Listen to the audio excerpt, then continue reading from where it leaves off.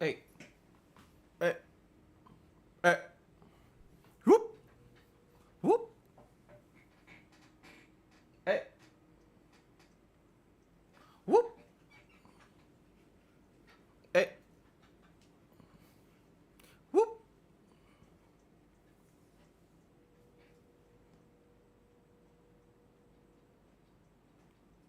Whoop. Whoop. Oh wait, can you guys not hear? Oh, I think you guys can't hear it. I was listening to this. Whoop. Hey. Whoop.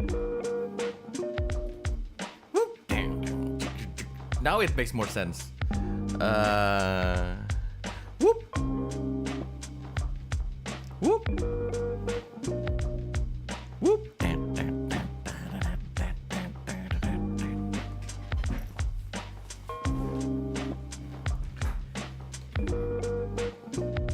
Yeah, it's the intro for Nocturne of the Heaven. I don't know, but I'm working on it. We're working on Nocturne of the Heaven today, so we're listening to this BGM for some reason. I don't know what to tell you guys, but this is probably the end of the season. It's not. It's the middle of it.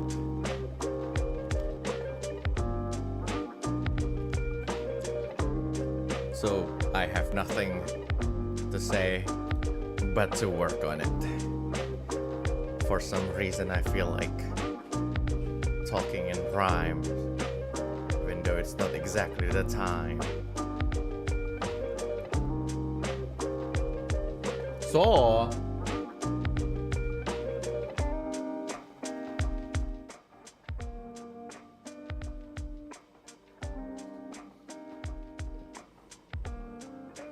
hey, it's Reza from Luna, baby. Is this good enough for you? I hope that it is. Hi, everyone. Hello. No, look. I am your father.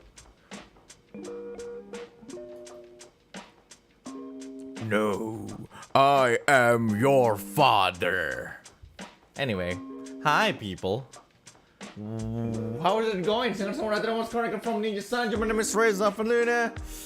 We are working today just like I did every day.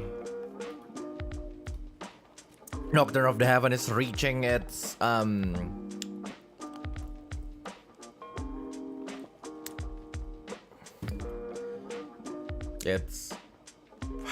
of the conflict.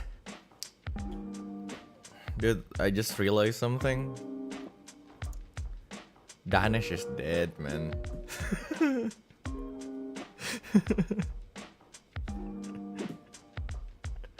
I was like, man. We'll have 16 now. 13 for 13. The plan is to have around 13 to 13 episodes. But so we'll see. But yeah, the plot will be a little bit slower this time. I think maybe will it? I don't know.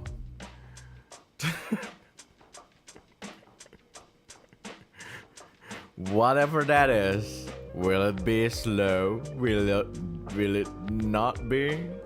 I don't know, but all we know is that episode 8 comes to Sir Todd.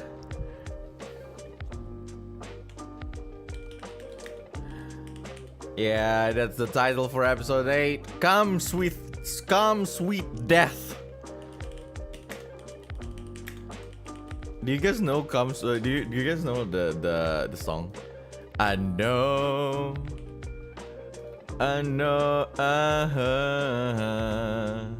Wait, how's that song? Here comes sweet death.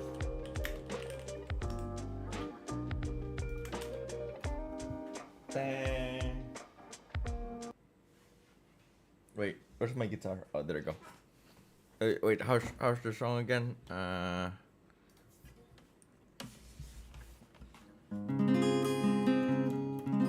Hey.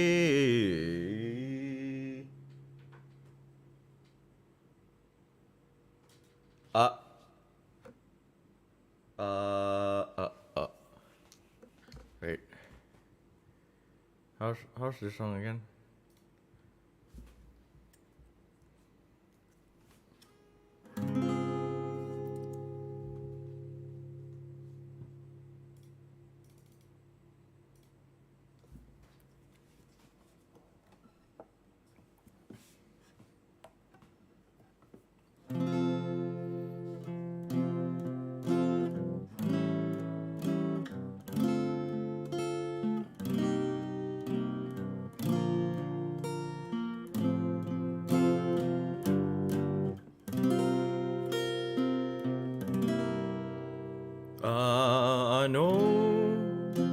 I know I've let you down. I've been a fool to myself. I thought that I could live for no one else. But now, through all the hurt and pain, it's time for me to respect the ones you love mean more than anything. So it's sadness in my heart. It feels the best thing I could do is end it all and live forever. What's done, it's done. It feels so bad. What once was happy, now it's sad. I'll never love again. My world is ending. I wish that I could turn back time, 'cause now the guilt is all mine. Can't live without the trust from those you love. I know we can't forget the past. You can't forget love and pride. Because of that, it's killing me inside.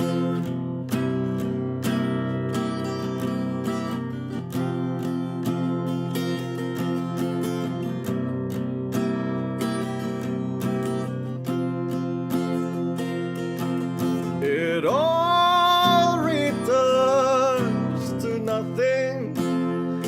It all comes tumbling down, tumbling down, tumbling down.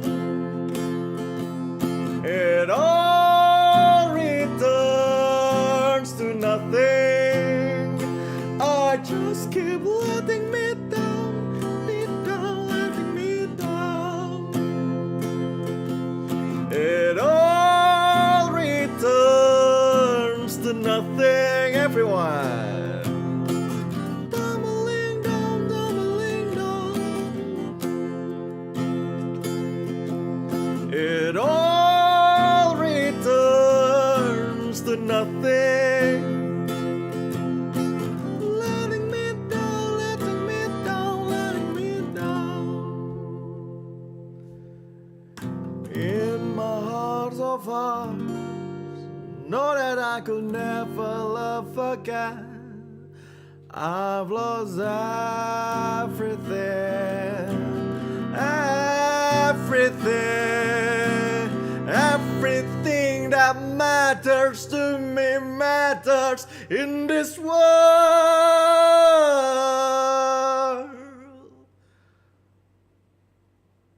I wish that I could turn back time, 'cause now the guilt is all mine. Can't live without the trust from those you love. I know we can't forget the past. You can't forget love and pride.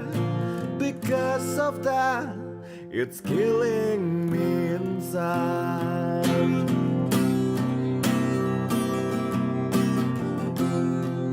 Everyone,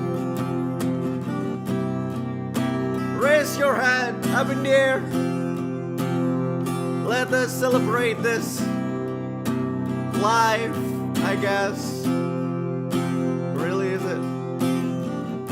This is basically life in a nutshell, I guess.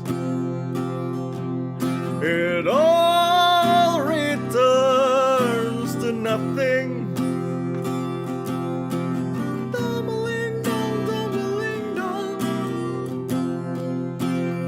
everyone. It all returns to nothing. I just keep letting me down, letting me down. It all returns to nothing.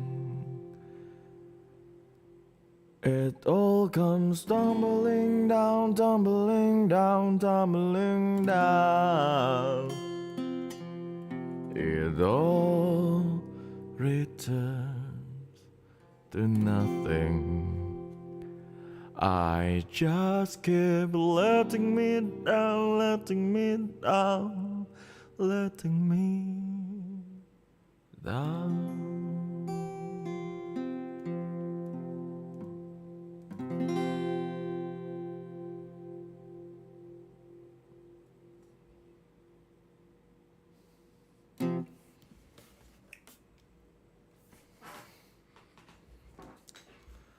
Comes with death.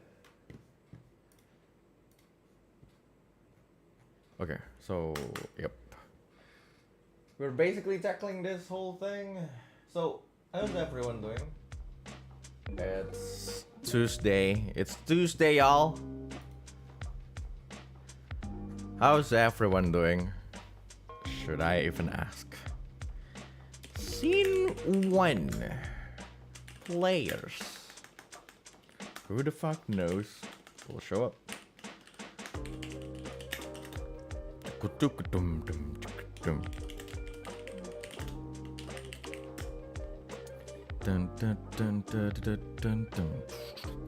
Besok libur, enaknya.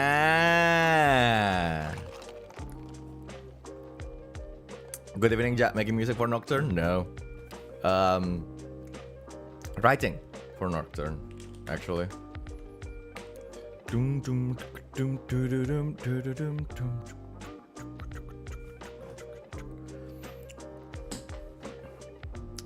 Enaknya kalian.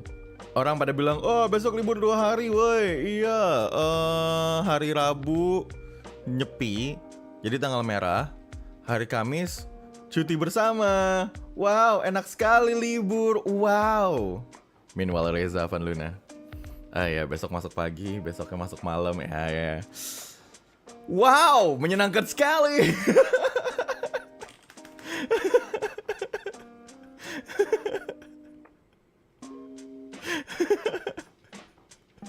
Wow, menyenangkan sekali. Players, wait, NPCs will be, I forgot, what's that guy's name? Satoru? It's probably Satoru.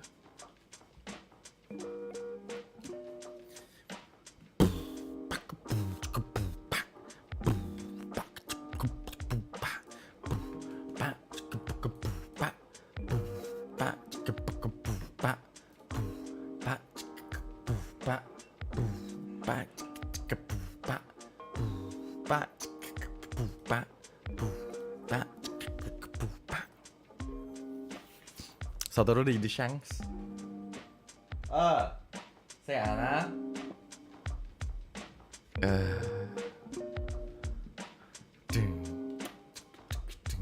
Okay. The train thing.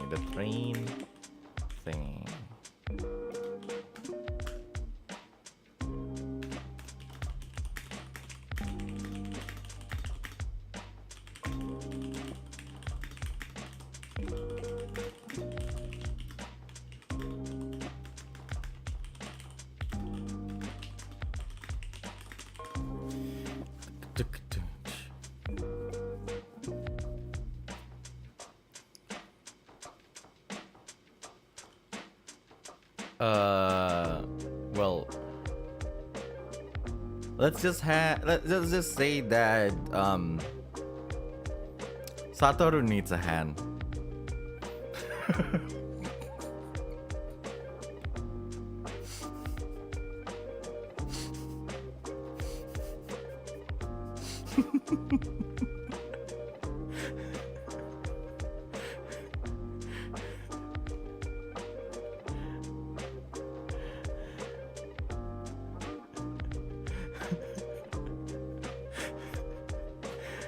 Hey, everything is fine. He lost his left arm, but that just means that he's all right.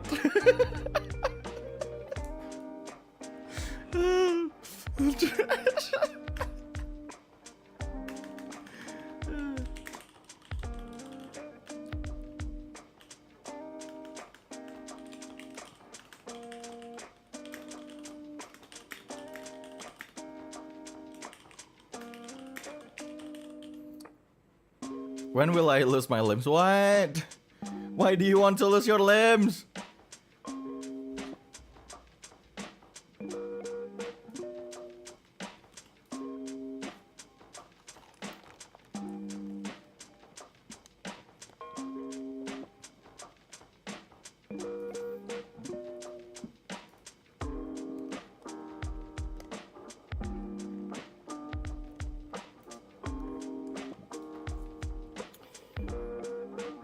Why not?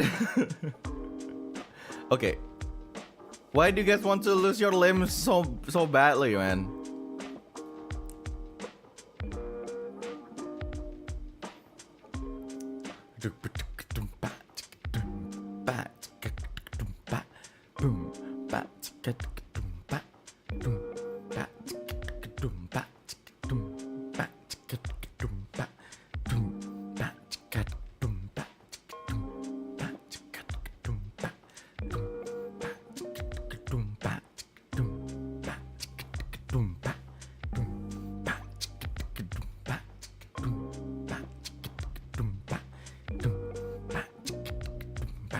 No matching the.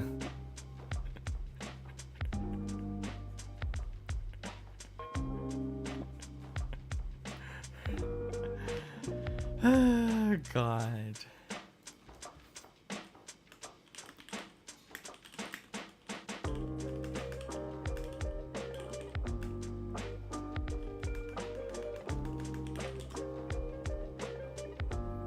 Gue nya yang bukan kasih. Wait, what?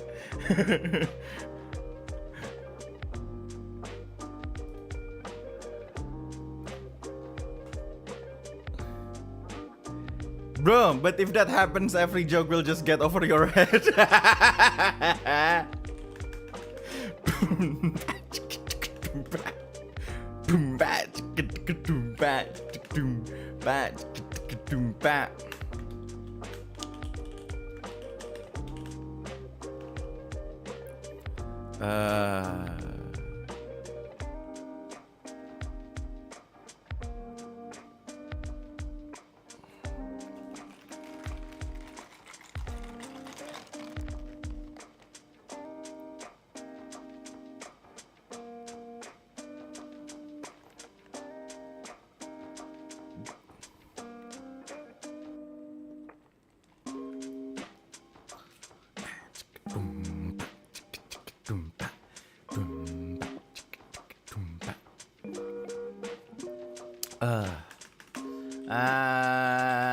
わかんねえ。マジわかんねえ。Okay.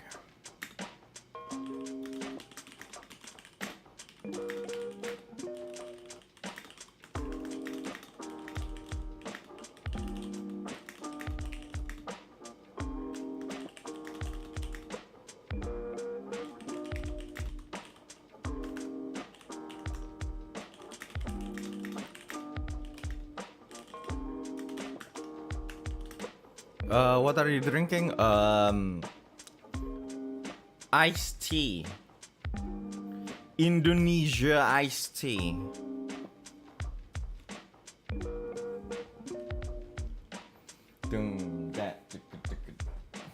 I'm sure you guys know immediately what I meant.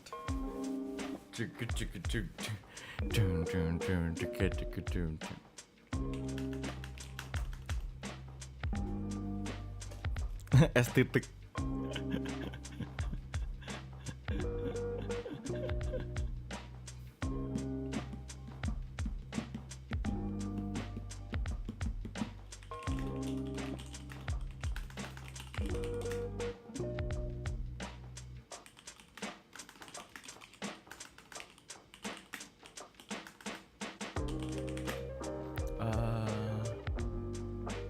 What the fuck is his name again? What is his name? Guru. There we go.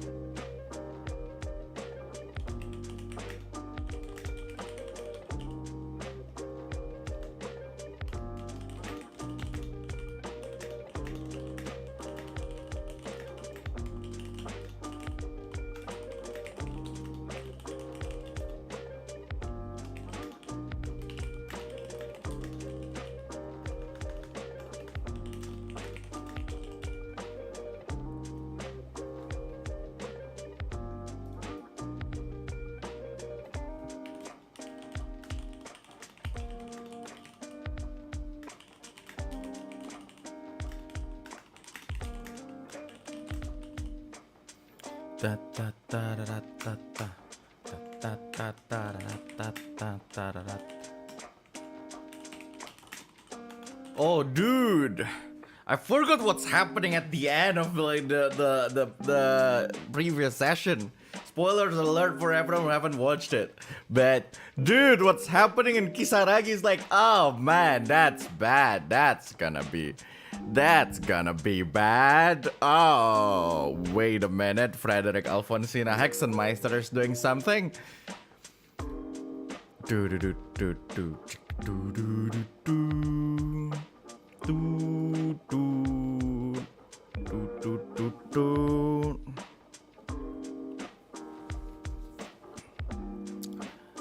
Man, did you guys watch the previous session? Okay, you know what? From all of you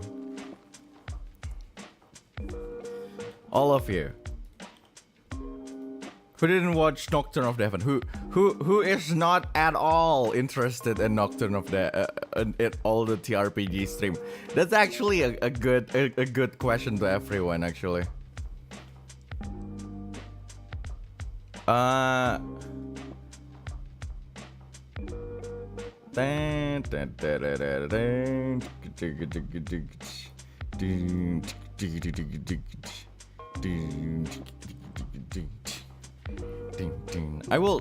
I will actually expect, right? Did you watch Nocturne of the Heaven? Yes. No. I would expect like only 25% of you actually watch it. Let's go. 100 people. We have 100 people. 100 people watching this stream. I will expect only 25 probably. It's a niche thing, okay? TRPG is a niche thing, but then again,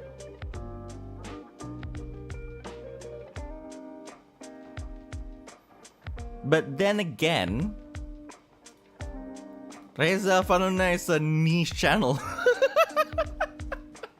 This channel is kind of niche. It's like, you know, only a few people know and actually watch it. I love your reaction when Fred made her decision. I know! That was so fun. Shut up! You don't control me!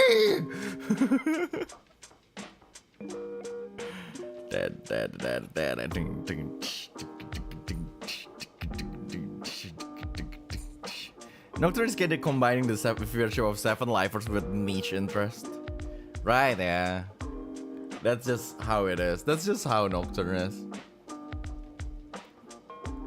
A niche channel.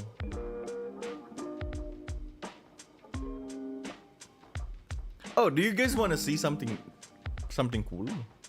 You guys want to see something cool? This stuff will only be this stuff are only available for members. So it is a really good time for me to probably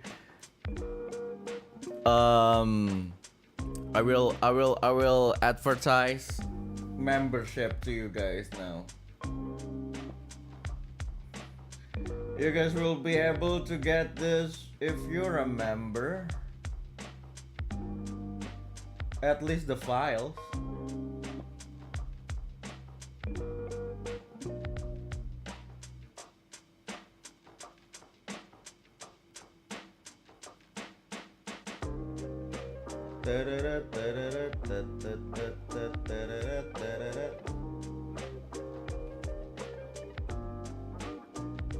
Right, so I will put this in here. I'll show you guys some stuff that the files that you can get if you're a member. You can just be a member for 1 month and get the files and then bail. If you want these files though, of course. If you don't, then that is also fine. I was like, yeah.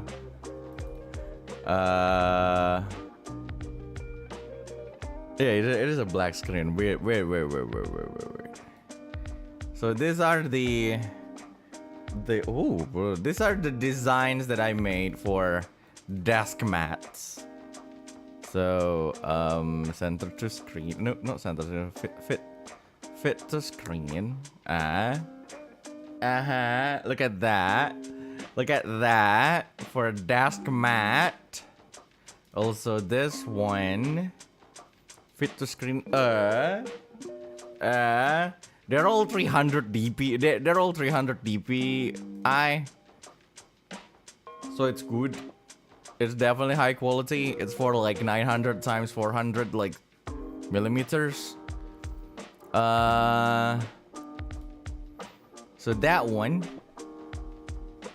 and that one, and that one, and that one. Oh, look at them! Oh my god, so good. They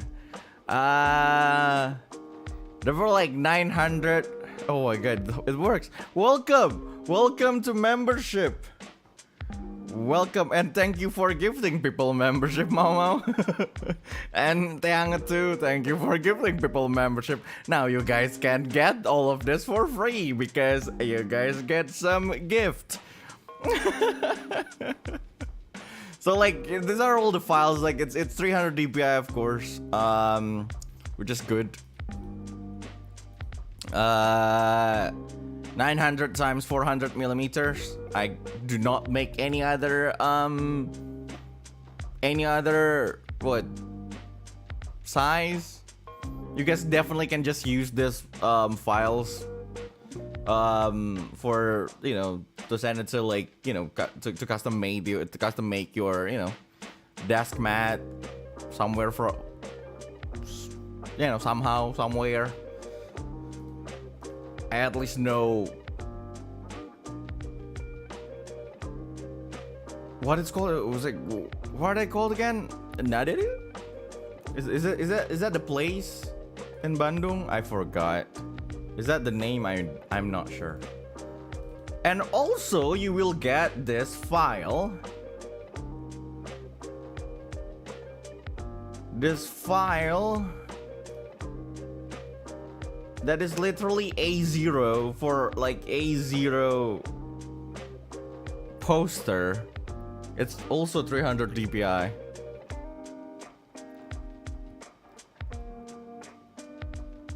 You got yours at Galaxy. Well, there we go.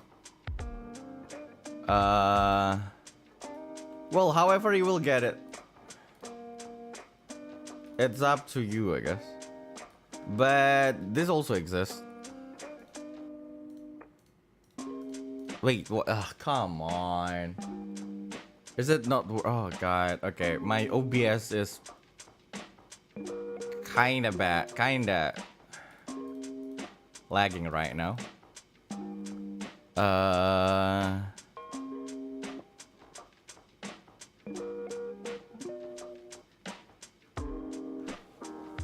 Wait a minute. Let me restart my OBS. Wait, then I can I show you guys that? Oh my god, it's... You don't know which one to print? All of them. Why are you even thinking about it? Just print all of them and rotate and you know, and cycle them through. That will be good. That will be ideal.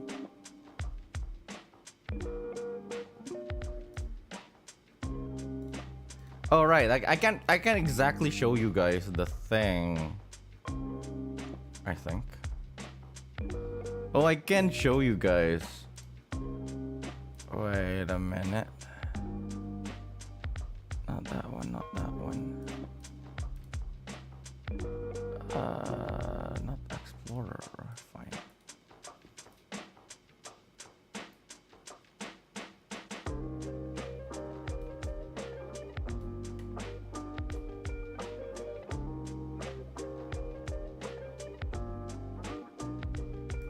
And also this one. I don't know if you guys can see it. Wait, let me show you guys. This thing. There we go. This one is technically just. This one is the A0 poster for that. I don't know how to show you guys how high quality that is without. Wait, maybe I should open GIMP. Let's open GIMP.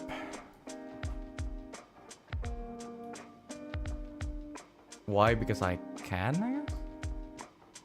Let me check. There's nothing stupid in it, so definitely fine. So GIMP. There we go. Bro, look at that. Yeah? This is like 18%. Okay, so look at the details, buddy. It's big. Yes, exactly. It's A0. Thank you for being a member, Yu Chong 10.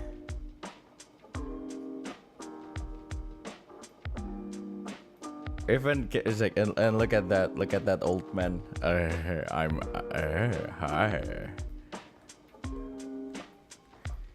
Look at that other old man.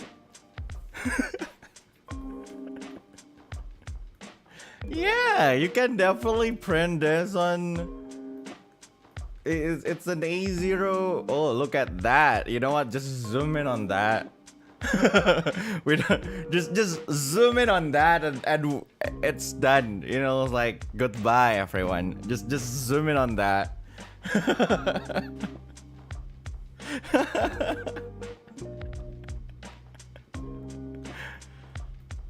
Size love, size life, man. I think I think I need to apologize that I censored that with Kurako's head, I guess. And also Kurako. And the other lady.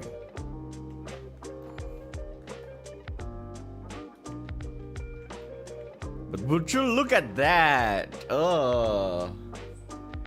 Yeah. You can technically print this. This is A0. That means you can just print it on any size in that, you know, aspect ratio.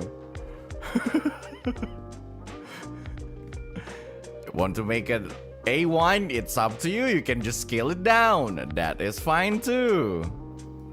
Or A8. Yeah, probably. Or you want to make it a cover for your next, you know, binder for school or for university. Yeah, you can definitely do that too.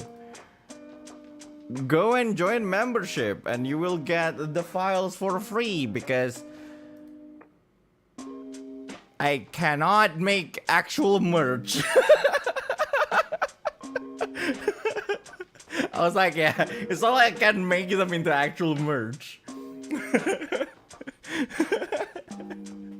Haven't won that one yet. My luck is failing me. Hey, but if I have the opportunity, I will probably make some Nocturne of the Heaven official merch. Probably just the logo though. I don't think I will be able to use like the arts, but probably just the logo. Nocturne of the Heaven t-shirt.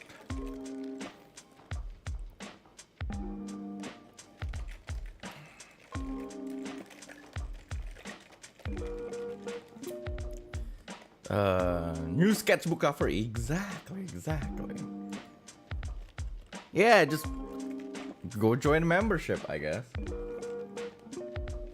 And you will get some exclusive contents like naked pictures of Reza Al Knight. That's a lie. There's no naked picture of Reza Al Knight membership. Some people surely hope so, but unfortunately there's none.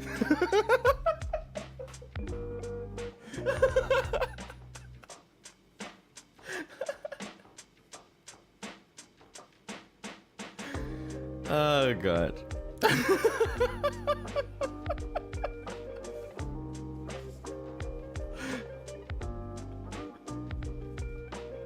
If you want to know if there is or isn't, join the member. What the fuck? Don't do that.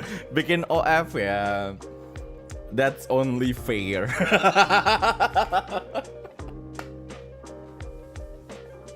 Don't give us false hope. You made me. It's like, are you doing the, what is it? The Hawkeye thing? It's like, do you guys know? Do you guys remember that Hawkeye scene? Don't give me hope.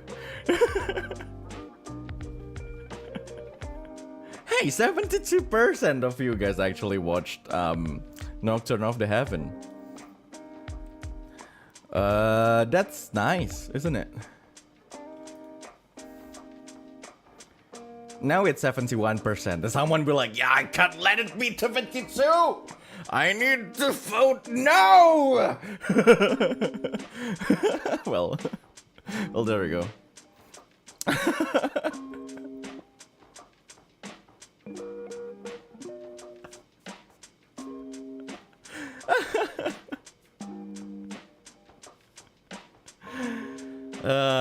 Tidak akan kubiarkan dapat dulu senang. Betul sekali. It's okay. It's easy to not make. It's easy. I'm generally unhappy anyway, so.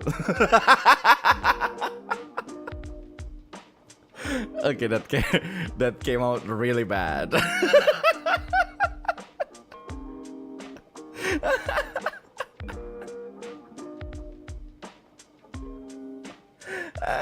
my god. How many members do we have actually? You know what? Let's actually not work and distract ourselves with other things, because that's how it is usually. Earn memberships. How many members do we have right now? We have 317 members. What the fuck?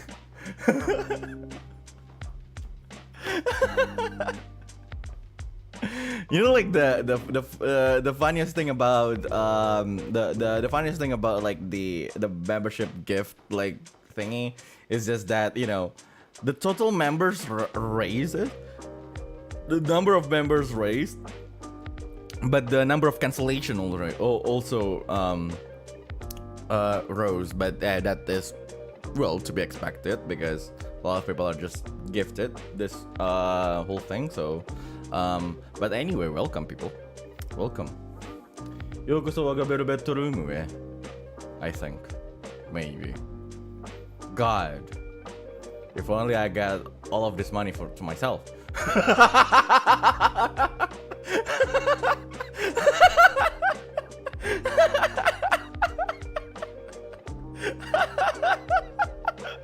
I was looking at it like, well.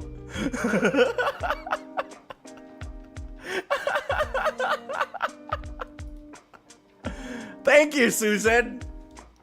I appreciate your existence, Susan. It is totally alright, Susan. God. Thank you for gifting people membership. Hey, son. And Misaki also, thank you for gifting people membership. What? I cannot blame Susan anymore? What do you mean? Is Susan no longer YouTube? It is stepping down after 9 years. Oh my god. It's not Susan anymore. Who is it now? Neil Mohan. The CEO of YouTube is now Neil Mohan. Well, there you go. Thank you, Neil. Nah, I like Susan better. There's a certain connection that we all users and creators in YouTube have with Susan. So, you know.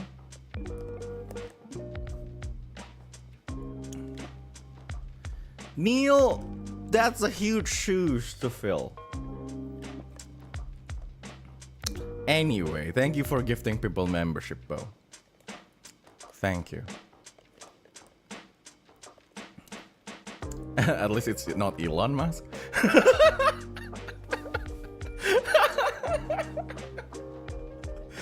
Don't say that. You're gonna jinx it. Wait, 69% of people watch Dr. Flemen and Paul. Nice, funny number. Oh fudge. Oh shit. Nice. What a lovely day to Yoko. So, hey, thank you for being a member, Namika. Ah, it became 68. It's not nice. This is why you do not replace Susan, Neil. This is what happened, Neil. Neil, it's a nice number. Why did you have to change it, Neil?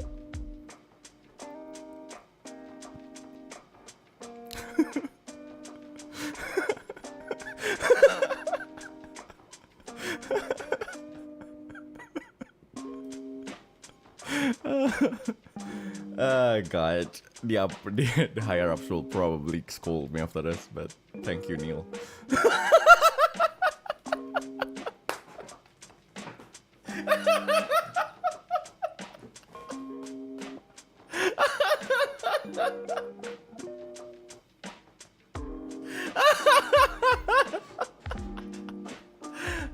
Reza Vanilla tomorrow be like, Reza, we need to talk. Oh, hi, managers. I didn't say anything. Are we thanking or hating Neil now? No, there's no hating. We do not hate Neil, okay? We thank him. Just like we thank Susan for her service for the past 9 years working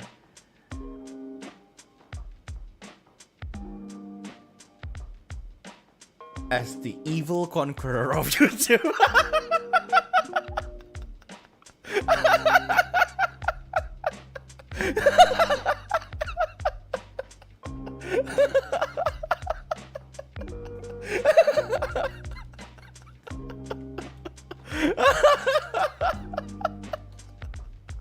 Oh god, no. Susan did a really good job actually. like seriously, like if you're looking at YouTube for the past 9 years, despite everything bad that happened, it actually developed like really well for the past 9 years. Well, of course, we should really thank the most, of course, most of the work came into like the ones who create content in it, but like you cannot just, you can't just ignore the what is it, like the things that like the platform is doing. And actually, it's getting really, really good. Super chat, super thanks, membership. Those are like the features that were outside of YouTube before, but now everything is just centralized. Well, in one way, of course, it's monopoly. Like, well, but in other ways, like, you know, it's basically a feature that let creators create. So that's, yeah. Thank you, Susan Hexenmeister. No, not Hexenmeister.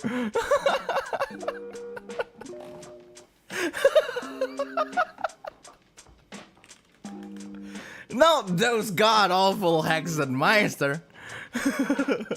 Hexenmeister family. You meant the one whose youngest child is literally born in a tube?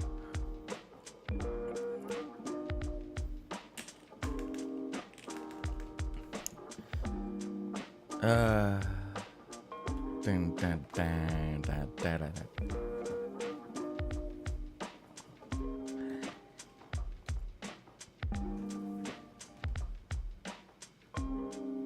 Channel suspensions avoided.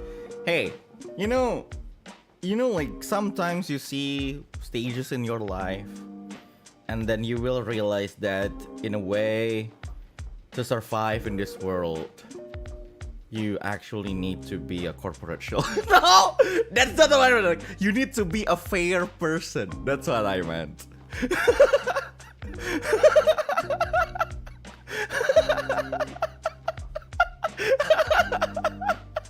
You need to judge everything in fairness.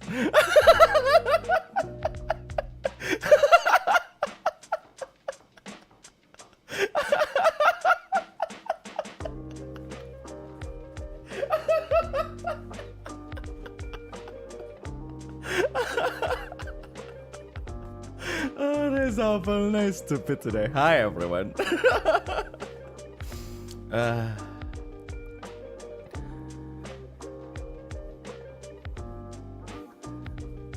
Okay, let's go back to working Nocturne of the Heaven, on working on this whole thing.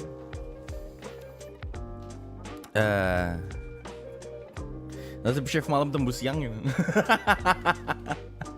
Tahu aja. I slept the whole day. It's like I literally reached home around like 1. I went to work around 3 p.m. yesterday. I went to work around 3 p.m. yesterday, and I reached home around 1 p.m. today. So that's nice, isn't it? Beautiful. What a beautiful life we have. Wow, so much opportunity, energy, and time for us to actually develop our creative tendencies and our passion projects. You know, what a time to be alive. So much things that we can do, and so much time to do them.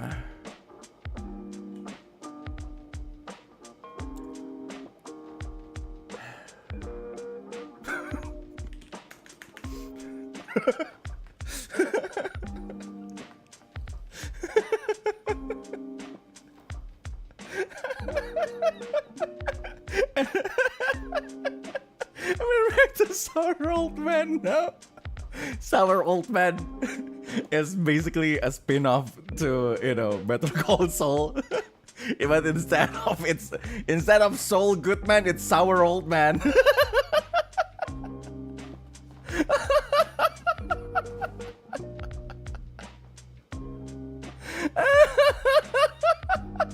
Better Call Sour.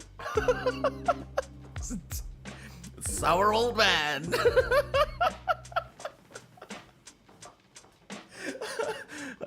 Starring Reza Van Luna and Taka Rajiman probably. Yes, I'm dragging him into this.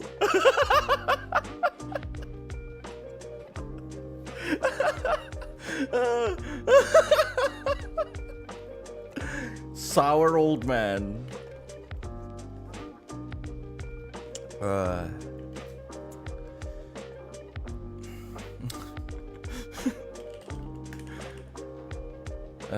That.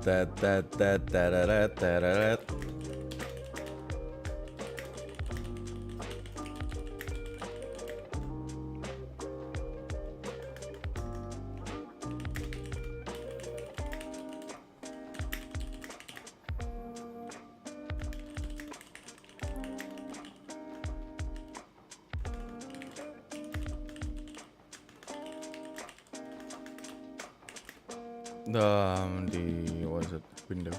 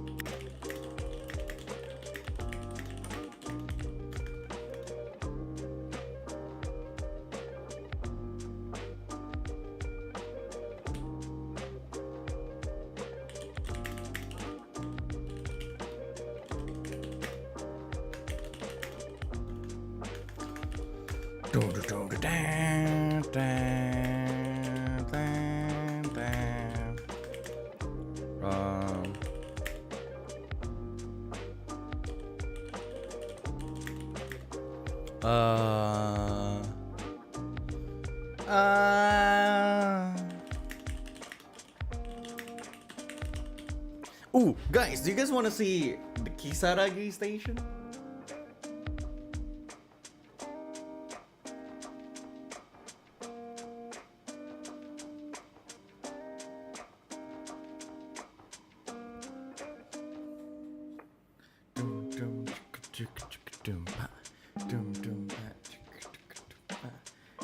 Basically the image that I'm going to use for the next session, I guess, somewhere in the next sessions. we'll probably show up in the next session, so yeah. Will be good. Will be good. Udah bukan Toriget lagi. Oh, Toriget lagi is that part is another part, but you know there should be a station, right? You'll see. But this is basically the picture of the Kisaragi. Look at that, dude. Look at that. Look at that.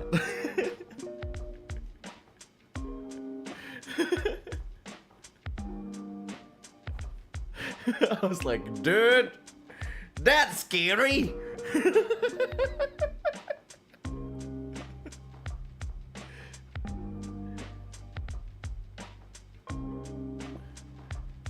Wait. Where's the one to Hogwarts? That one is that one is not here. I think. That's scary. Use it, yeah. It's not just. I didn't even just use it. It's like it was just a normal, a normal like, what is it? Station picture. But I went out, and so, I spent like I spent like half an hour to edit everything into like red and dark.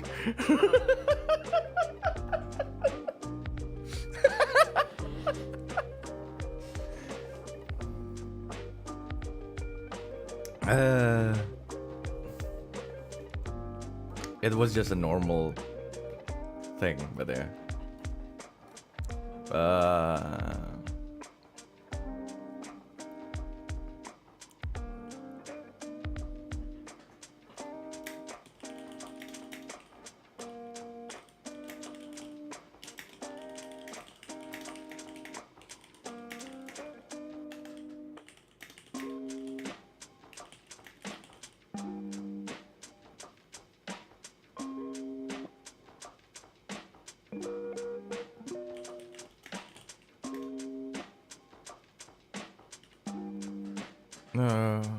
Jamie style is a great anything spooky, and yet himself is easily startled by Dobachan. Again, I do not like jump scares, okay? I do not like jump scares. I like scary stuff in general. Sometimes it's fascinating to make something scary or spooky or something like that, but I hate jump scares, okay?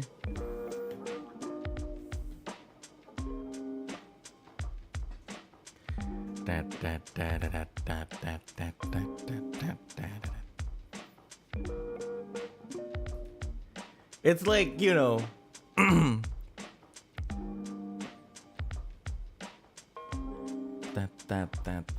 what is different? What do you mean what is different? Dude, look at, I don't know.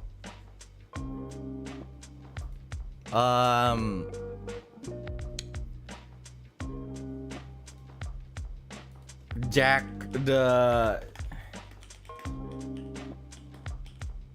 Killer? Jack the Killer, I think. Yeah, just open an image of Jack the Killer. This is how to jump. This is how to jump scare yourself. Okay, Jeff?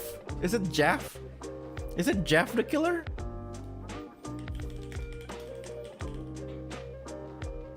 Whoever that was, right? Jeff the Killer. Just open an image of Jeff the Killer and look at it. It looks scary, but it's bearable. I'm sure it's fine, right? But now make Jeff the Killer your desktop background, right? And spend some time working on stuff on full screen. Just like, you know, put it on as a desktop background, right? And then play some games full screen. Just play some games for like 2 hours or 3 hours until you forgot that it exists.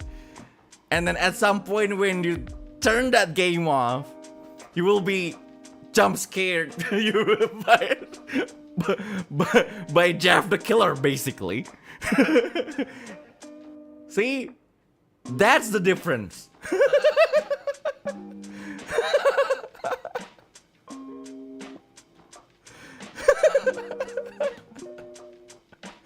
That's the difference between something being scary and a jump scare.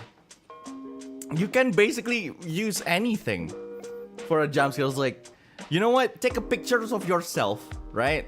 Just a huge picture of it, like just, you know, really zoomed in picture of yourself smiling. Put it as a desktop background.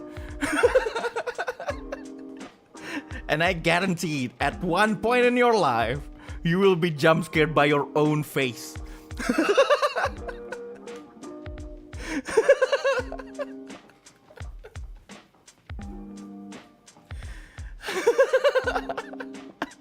I guarantee that you will.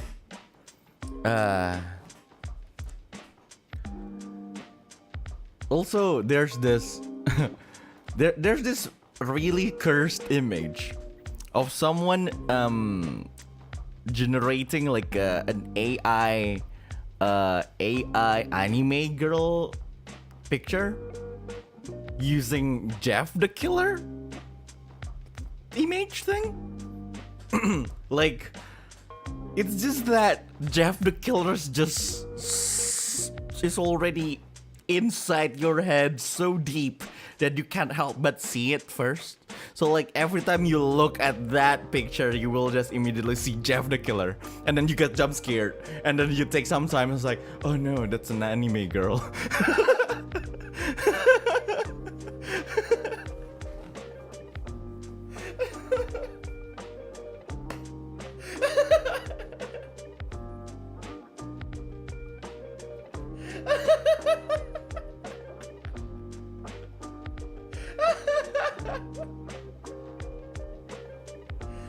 Pengalaman, dude, I got jump scared by it like too many times because I get jump scared on Facebook.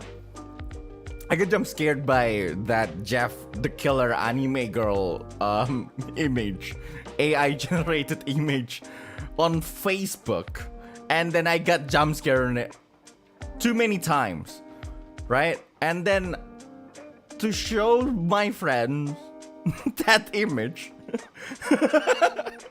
I saved the image to send it through Discord, right? And you know what happened a few days ago? I got jump scared by that picture when I browsed my PC.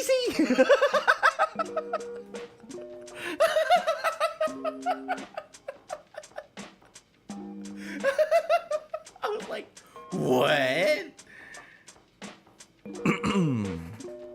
So yeah, so I deleted it. I was like, yeah, I can't. Yeah, you can ask Hyuna about it. She was there. We were in a call.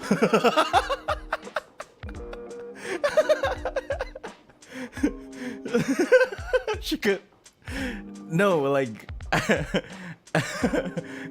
It happens when I was in a call. It happened when I was in a call with Hyuna, and it was like a voice. It was a voice chat channel. It was a voice channel, you know, in the server. But there was only me and Hyuna. There was only me and Hyuna at that time. And then I got jump scared by that thing. And yeah.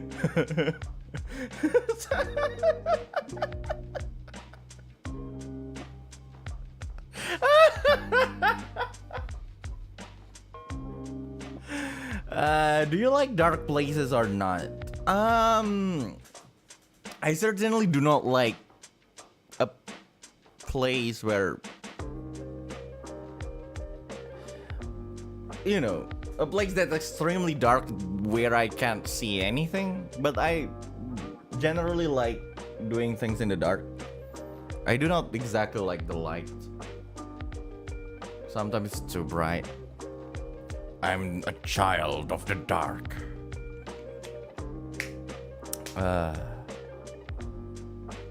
Berarti kalau Mimir lampunya nyala? No, justru mati.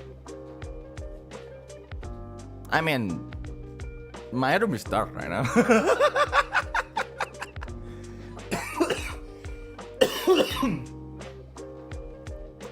But there's this particular place.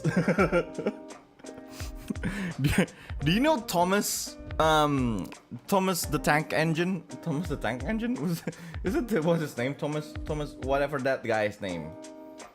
Thomas the Tank Engine. Yes, Thomas the Tank Engine. Right? Do you know how cute Thomas the Tank Engine is? Yeah, it looks cute. Not the train. Dude, it's Thomas the Tank Engine is.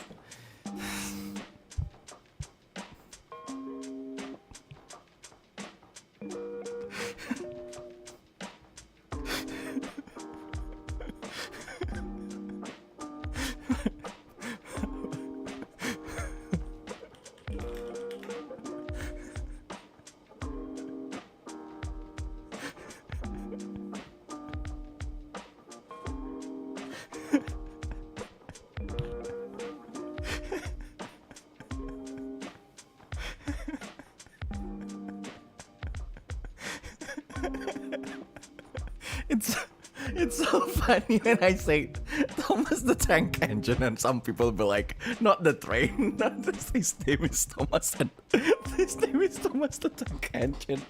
And the tank engine doesn't mean it's a tank. He is a train. It's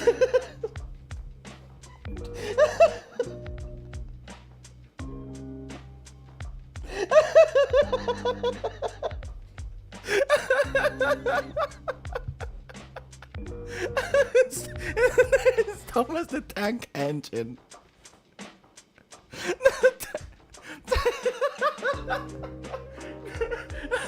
Doesn't mean it's a tank. It's a train, yes.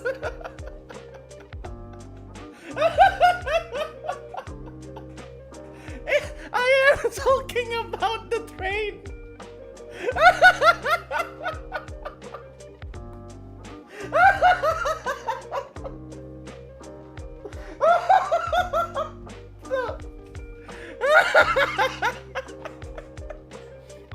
I am talking.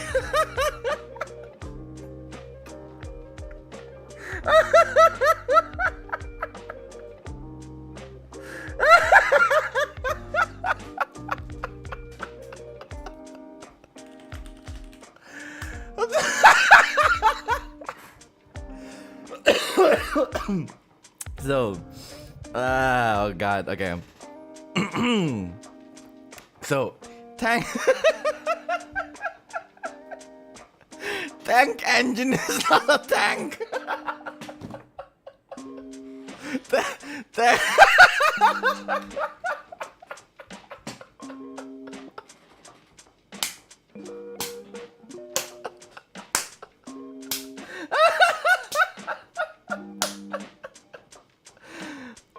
Anyway, no, it's just so funny to me because it's so innocent. Like the question itself is so innocent. Like not the tank, not the train, the tank. Aku taunya Thomas kereta. Emang kereta, emang kereta.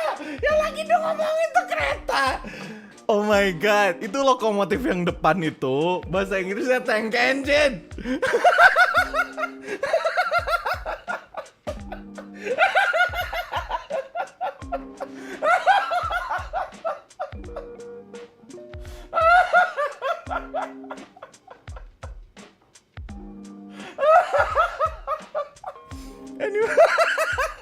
Anyway, that's just so funny.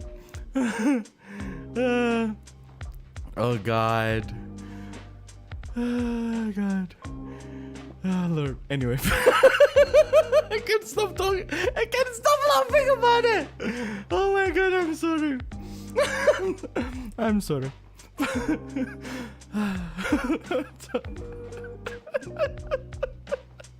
Anyway, Thomas the Tank Engine.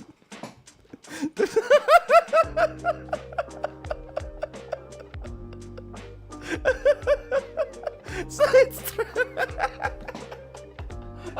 Thomas and Panzer. Oh god. Oh god. Do you know the funniest thing is that girls on Panzer? I thought it was I thought back then I thought it's girls and pantsu. I was like, what the hell is this anime title? I was like, oh no, it's tank.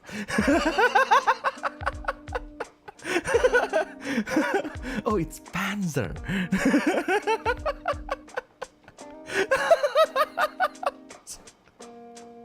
Hey, I was 15, okay?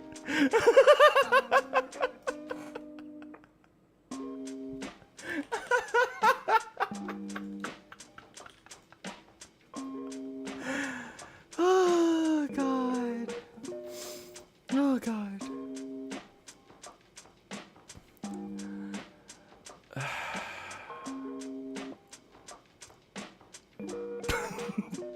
Anyway.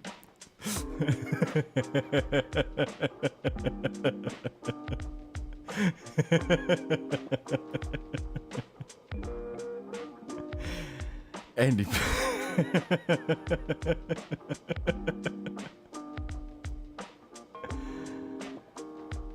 anyway, so Thomas the Tank Engine. Do you know how cute Thomas the Tank Engine is? So like, there's this particular place, not that far from my home, whose first level is literally riddled by, you know, Thomas the Tank Engine and his friends. It's just, you know, a front view of those tank engines, different engines. Not just the tank engine. I think there's another there's another dude. There's this Percy dude, and some other people too. Yeah. But at some point, but once I went there at night.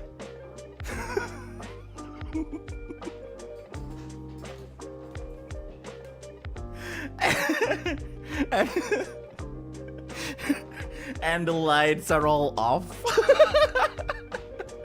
So it's just the moonlight reflected by the floor and the glass panel and everything.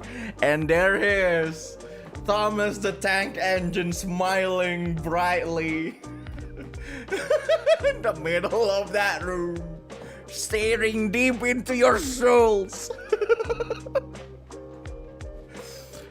Oh god, that was really scary.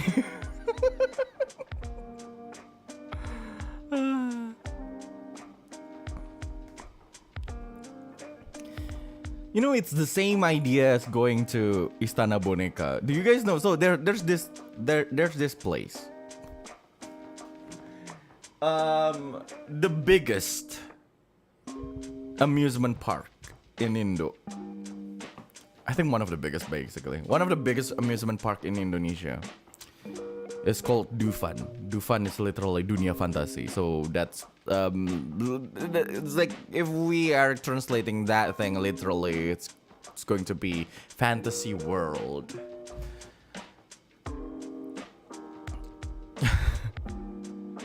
But one of these days I will just describe it as utter crap. No. Anyway. So in that amusement park, there is this place called Istana Boneka. So literally, it's like literally translated to Castle of Dolls. Now you get where I'm going with this. So once before, I went to this amusement park with my friends from elementary school because we kind of won this, you know, this competition. So I actually, so at that time there's this what's called again? It's there's basically, I don't know. There's basically a certain, I don't think there's a competition done by the Ministry of Sports, and I was like, how is it the Ministry of Youth and Sport in English? That one. So there's this competition where we need to do SKJ. You know, and as like a certain version of SKJ.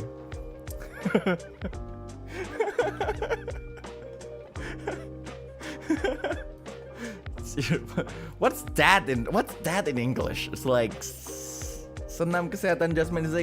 Is this just aerobic?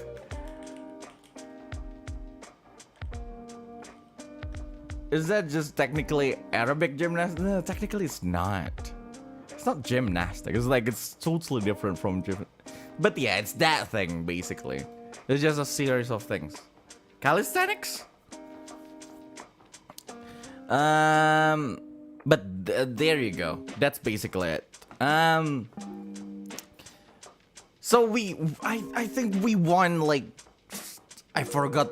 It's definitely not first place, but somewhere that deserve a reward from our coach, our PE teacher. So he brought us all to the amusement park.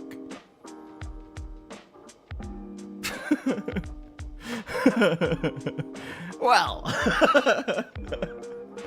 so we went there and, we walk around, ride some rides and everything. And around the closing time, our teacher got a really brilliant idea of, you know what? Let's close everything with a really joyful ride.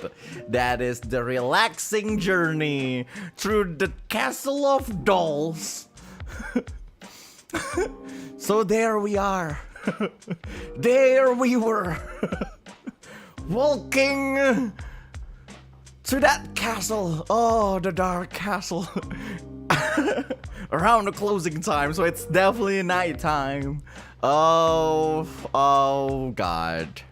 How wrong were we?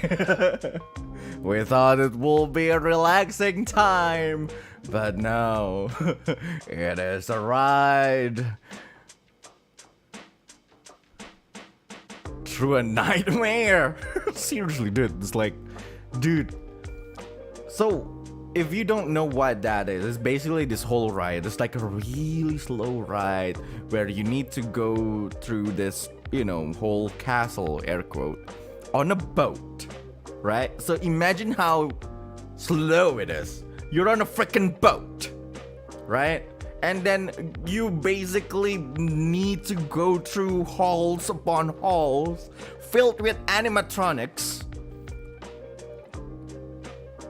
right? And a lot of that showcases the cultures of Indonesia and everything, but it's just filled with dolls. And when I say dolls, I meant really, really poorly maintained ones.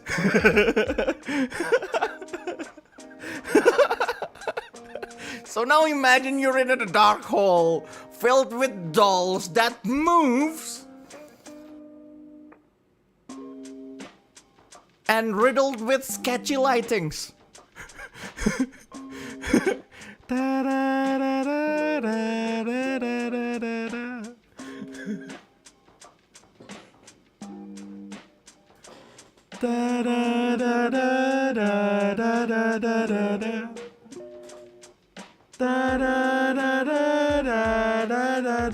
Yes, I'm literally talking about Istana Boneka. That's literally the one thing that I'm talking about. I'm literally talking about it. That's exactly the place I'm talking about. Istana Boneka. Oh fuck that thing, dude. That's a good investment. I will say that's a good investment because seriously, you don't need to maintain that well at all. It's like, no, forget maintenance. Forget maintenance of the place or the dolls or the animatronics or anything, or even the speakers. You can just let the speakers be distorted, the lights be really dim, and the dolls be really, really janky, and probably some of them losing heads. No, you do not need to do that, because you know what? The moment everything went really wrong, you can just rebrand it as a haunted house. Because that's literally what it is.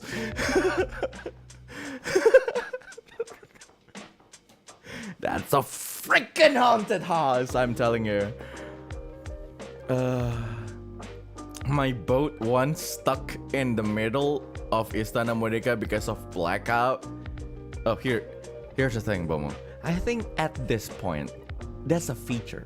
That's not a bug. A lot of people actually have the same exact experience, that they got stopped in the middle of Istana Boneka because of blackout. I think that's a feature at this point.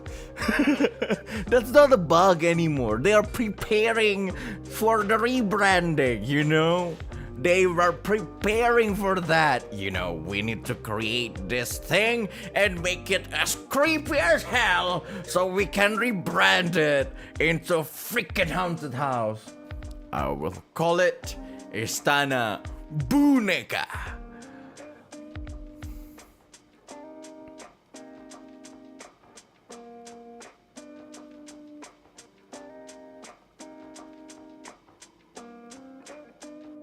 Anyway, that thing sucks.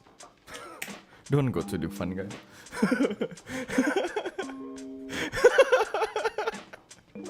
I don't know why people go to Dufan, man.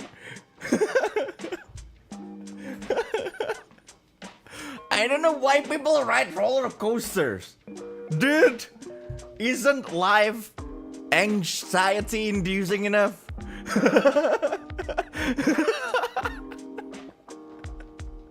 Whose life so boring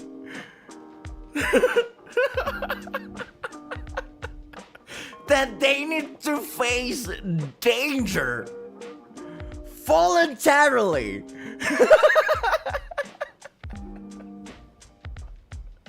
to feel excitement.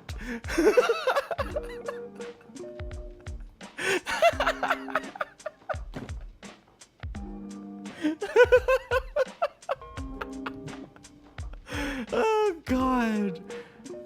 Adrenaline rush is fun. Dude, if you want adrenaline rush, you do not need to go to an amusement park. Just make a mistake at work. That is an adrenaline rush.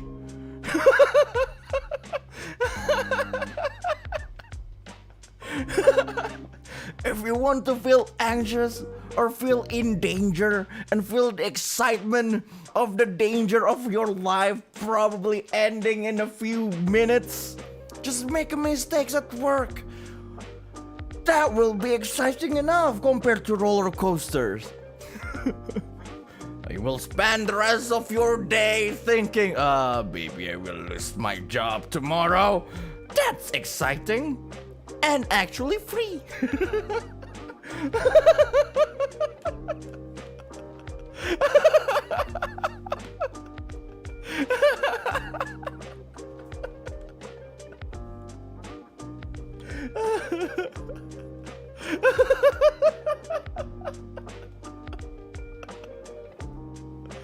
Oh god. Same people is it's like when people try bungee jumping.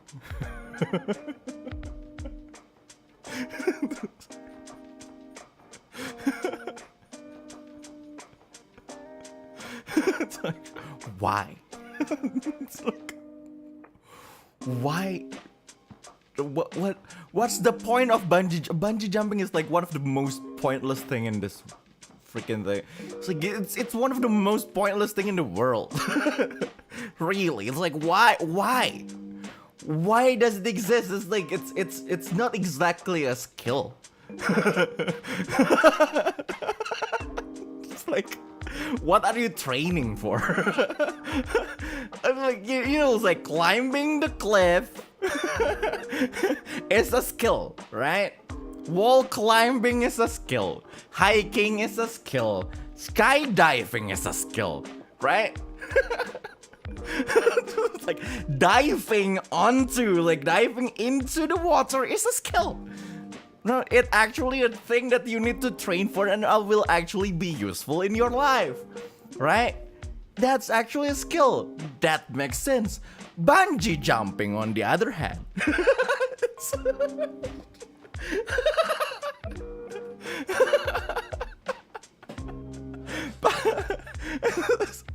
it's basically, hey, do you want to feel how it feel like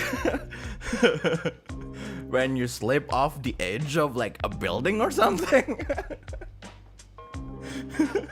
That's a weird thing to want to experience. It's like, oh my god, I accidentally slip. And then what do? I just let go. Like, there's no, it's like, why? Staying alive is a skill? Yeah. That's not even the thing that you practice in bungee jumping. You literally just fall. The rope did everything for you. In fact, you do not have any control whatsoever over that. Like, literally, if you skydive, right?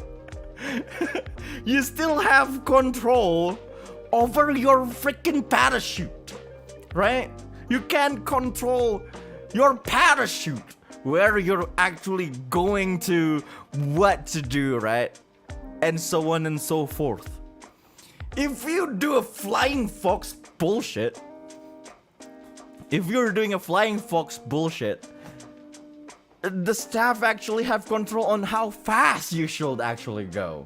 They actually have that rope thing to stop you when you know, are stopping at the end of that flying fox thing. Bungee jumping, on the other hand, if and only if, not that it happened before, I think it did. I'm sure that it did happen before, but if the staff actually miscalculated the length of the freaking rope compared to the height of the thing where you were jumping off from, there's nothing anyone can do. Literally nothing anyone can do. Not the staff. The staff will not be able to do anything. And of course, you can't do anything. That's like the stupidest thing someone will actually try to do is bungee jumping. Hands on! It's literally the stupidest thing ever. Do not try bungee jumping, anyone. Do not try it.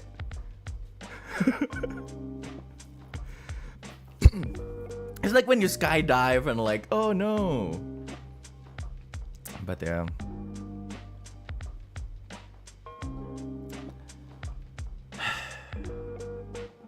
It's stupid. What I'm saying is that it's stupid.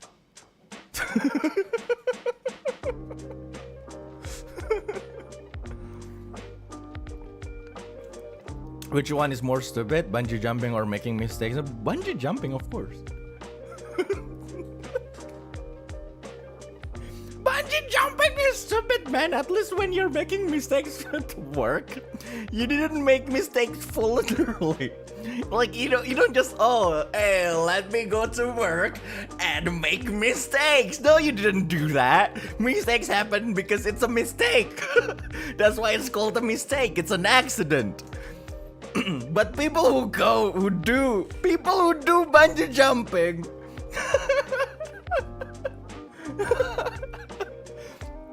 actually go somewhere and like, oh hey, let's risk my life today because I want to feel excitement. It's like, it's not even for anything. People who risk their life voluntarily usually do that for, you know, better reasons.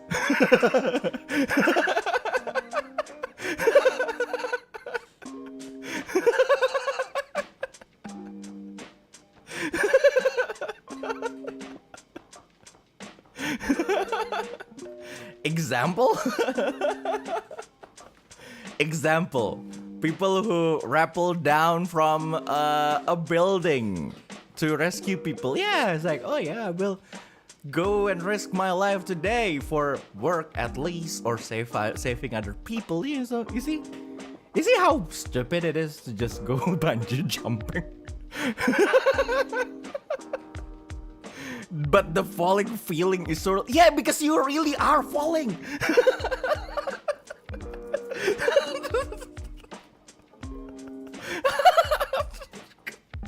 But the falling feeling is so real. You really are falling. That's literally it. You fell. You actually went somewhere and pay someone a lot of money so you can fall. Just like, why? Oh, hey, I want to fall today.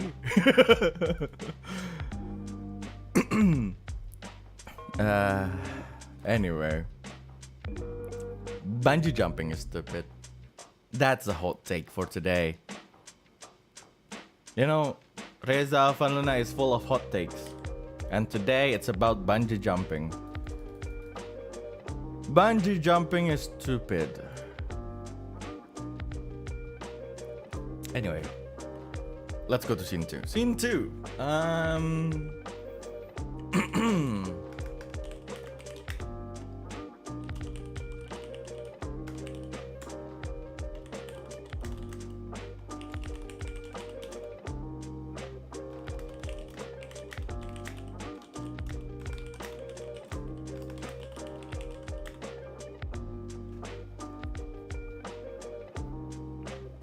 Does it mean kamu bocahnya gak terjun kali dari jembatan kah?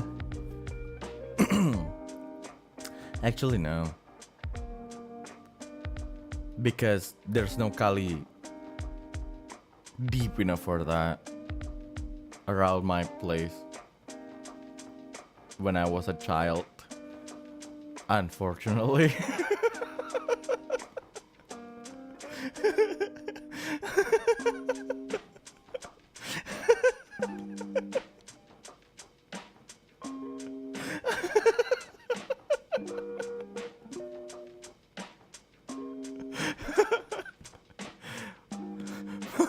Well, there's one that is the yeah.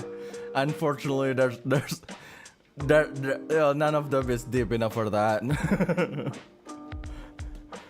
Was I lucky? Was I not?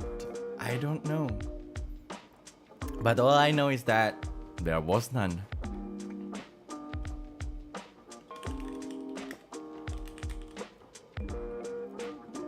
Oh my god, every time I wrote Johan's first name, what's in my mind is just Godwin saying, Johannes.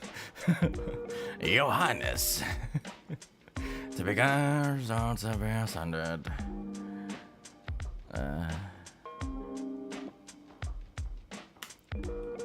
Anak kota banget? Enggak juga. Actually, yeah.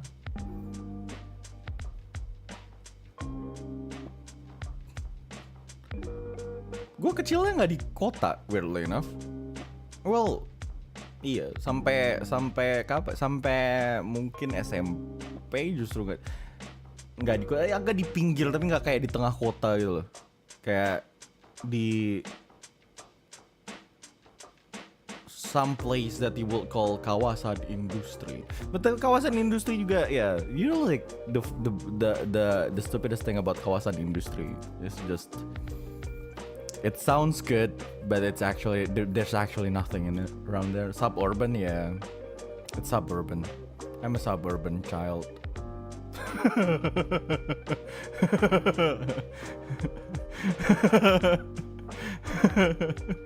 Kawasan industri, isinya pabrik. Makanya kan, terus kan kayak tempat-tempat yang kayak the residential area is just houses. It's literally just filled with houses, and that's it.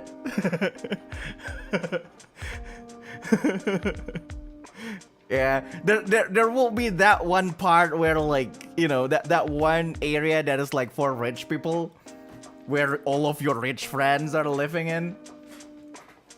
Of course, it's not where I was living.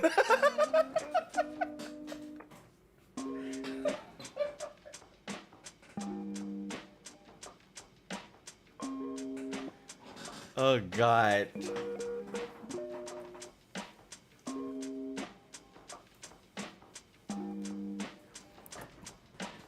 I would like, just like before, I wouldn't call myself poor growing up, but I was unfortunately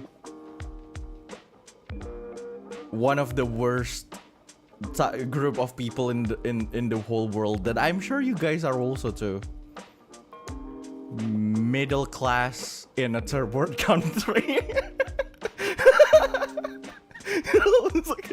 You know, like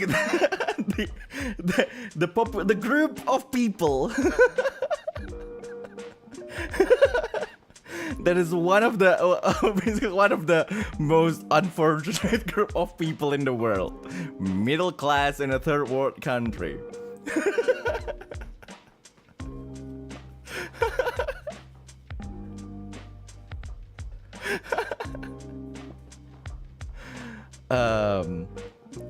It's like you're not poor enough to get to be given help and stuff, but you're not rich enough to, well, get things. You're in the middle. which is I think it's still a good thing. I mean, you know, that's what created this Reza Fanlin now, so I'm grateful for that. I don't think I will be like me right now if I grow up rich, and I don't think I will be able to develop the skills that I have right now if I was you know, if I grew up poor. So I'm grateful for that, at least. Actually yeah. I mean, in this point, at this point, dude, like, you know, growing up without the, here's the thing, is like sometimes this kind of stuff is something that people sometimes just take for granted. But really, growing up without worrying whether or not you can eat tomorrow is like really, you know, it's technically just it's technically privilege at some point. Like, seriously, we at least need to be, like, you know, some of us who grew up like that needs to at least be grateful of that. Like, you know, get one point what I'm saying. That's why I think, you know, sometimes that's why sometimes I'd say it's like, yeah, I'm not rich, but at the same time I don't think it's going to be I don't think it's a wise thing to say. If, like, you know, it's wise to say that I'm poor, because I'm not. It's actually offensive to actual poor people. I think I'd said that too many times before. So yeah.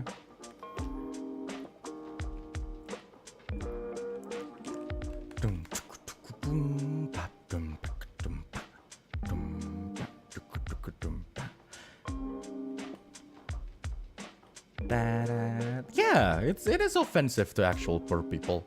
It's like, really. It's like, imagine saying that in front of actual poor people. Oh my god, I'm so poor. While, you know, streaming. Dude, just streaming itself is an expensive thing. Do you know how expensive it is to stream in a freaking third world country? You need to have internet that is actually good enough to stream. You need to actually have like a PC or at least a laptop that is good enough to stream, right? And yeah, so that's at least two things. And also, I'm a VTuber. so like, if I say it like that, it's actually it's actually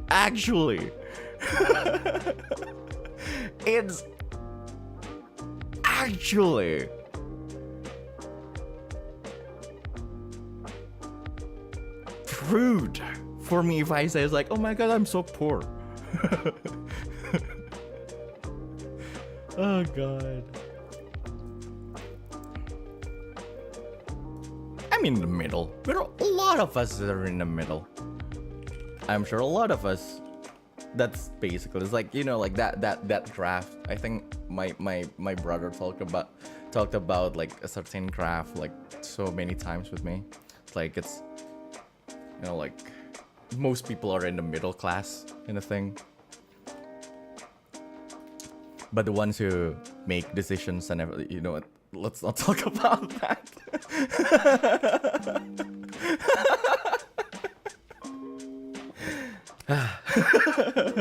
We do not bring those topics into this. Reza, stop yourself.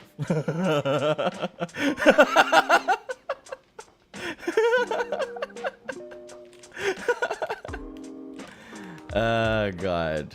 The Hexenmeisters. You know, Neil Mohan.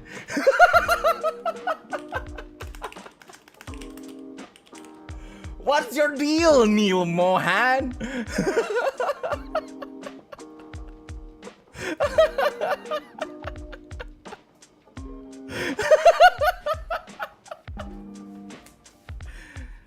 You guys, by the way, Neil is not N-E-I-L, it's N-E-A-L. It's Neil. It's Is AJ's brother older than AJ? Yes. Is my older. I have like an older brother and a little sister. So there you go, a younger sister. So yeah.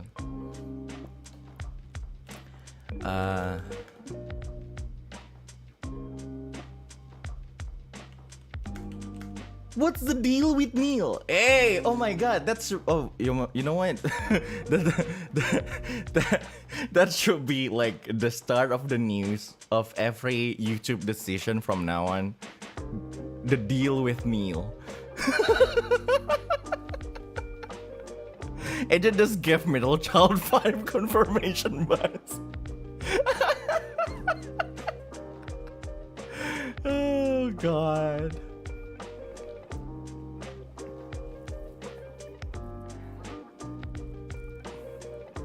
I need to stop talking about YouTube CEO.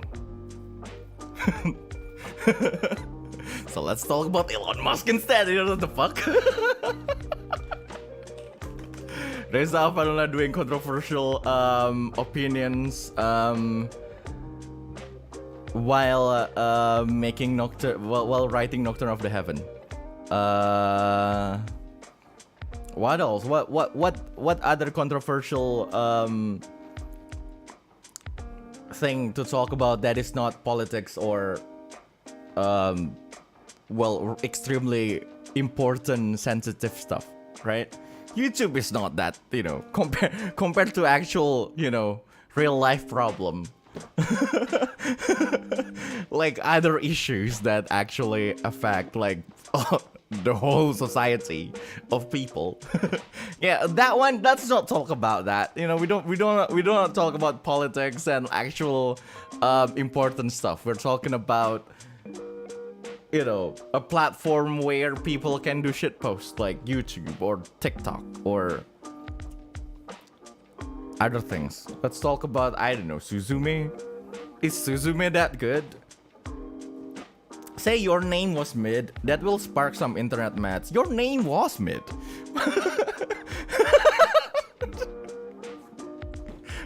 What?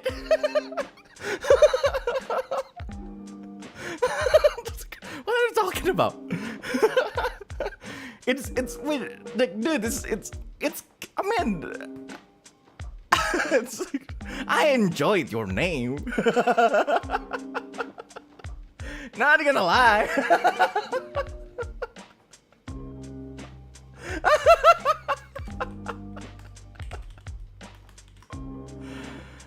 But let's face it. Let's face it. It's not even the best Makoto Shinkai work. You know, I can't even name like I enjoyed it. I like it. I actually like it, but not gonna lie, it's you know.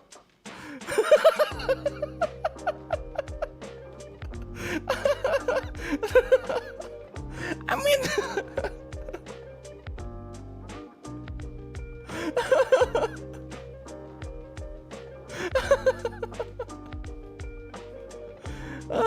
it's like, we have like Byosoku Go Sensei.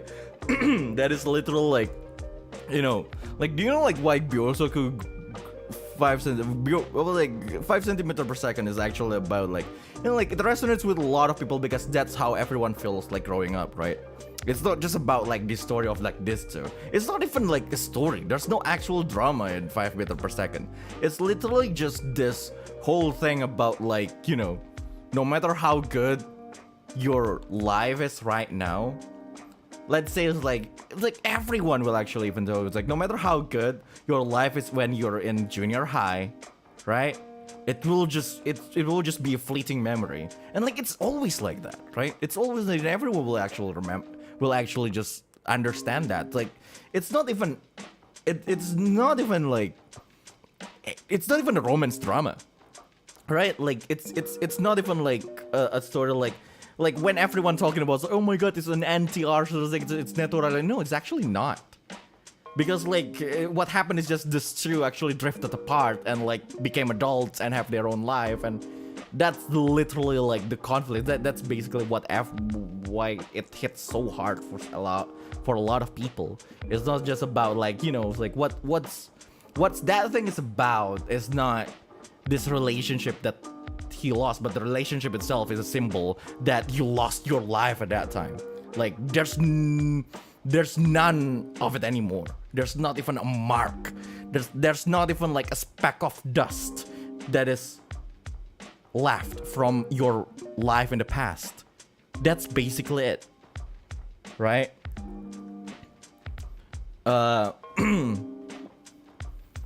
And that's the whole thing, and everyone will like, yeah, that's why it resonates with a lot of people. In a way, one more time, one more chance, and other things. Like it's not about like looking for that person, but it's actually just looking for that past, right? Like what's the end? Like for me at least, looking at like 5 centimeters per second, when that character like look back and like, you know, air quote looking for that person, like that feeling was like it's not losing just that person, but also losing everything from that stage of his life. The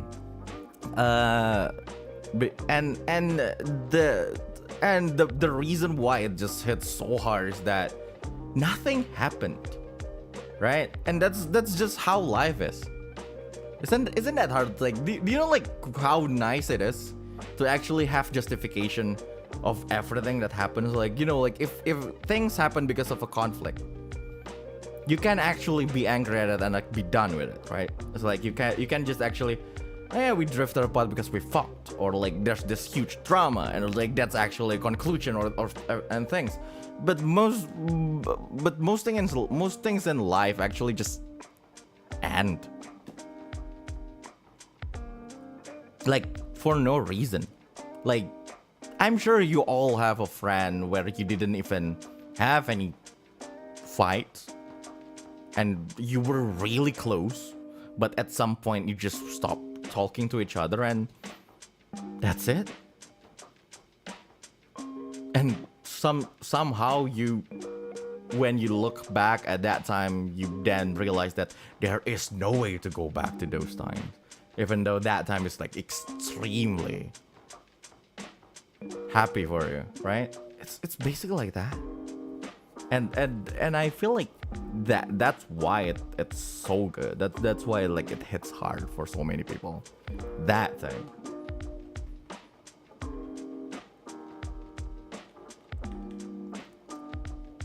Also, there's Koto no Hanumi.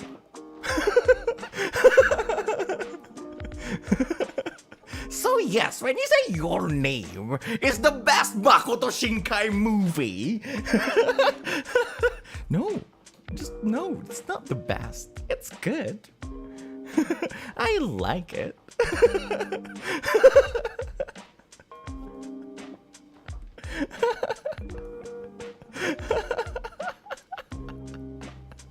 Oh god, there you go. That's another hot take. Ding. What else? Jujutsu Kaisen is mid? It is mid. It's not even. It is mid. What are you talking about? Do you know the problem with Jujutsu Kaisen? Let me tell you the problem with Jujutsu Kaisen. Jujutsu Kaisen doesn't have any rule. Here's the thing. There's one rule when you have a magic system in your freaking thing. Stop inventing shit. Establish a rule and then exhaust that rule. Look for other ways to use that rule first before you invent other things.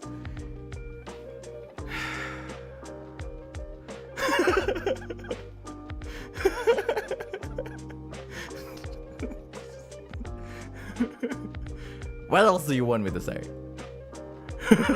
Chainsaw Man is mid? It is mid! Chainsaw Man is...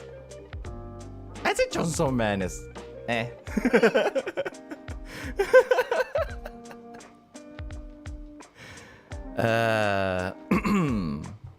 The rules, can Kurako Umbral snap someone 70 meters in air and make them take 70 damage? Well, that is a little bit of a problem, Luke. Here's the thing. So the problem for that in Kamigakari is that the problem for that in Kamigakari is just that how do I say it? There's no actual rule for that. So, mechanics-wise, rule as written, there is no actual rule for verticality. Yes, there is no actual rule for verticality in a combat zone, basically. Because in the end, Kamigakari was built upon the fact that the combat zone is literally just grid. A paper with grids, that's it. But there are no rules that will not allow that to happen.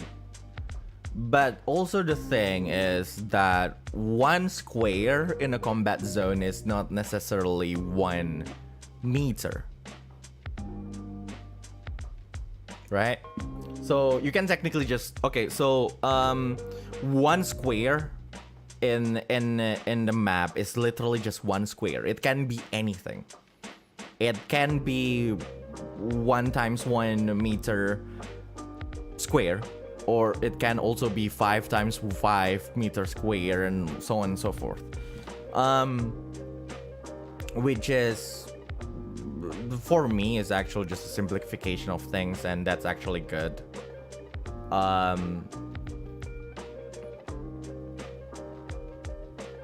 So technically,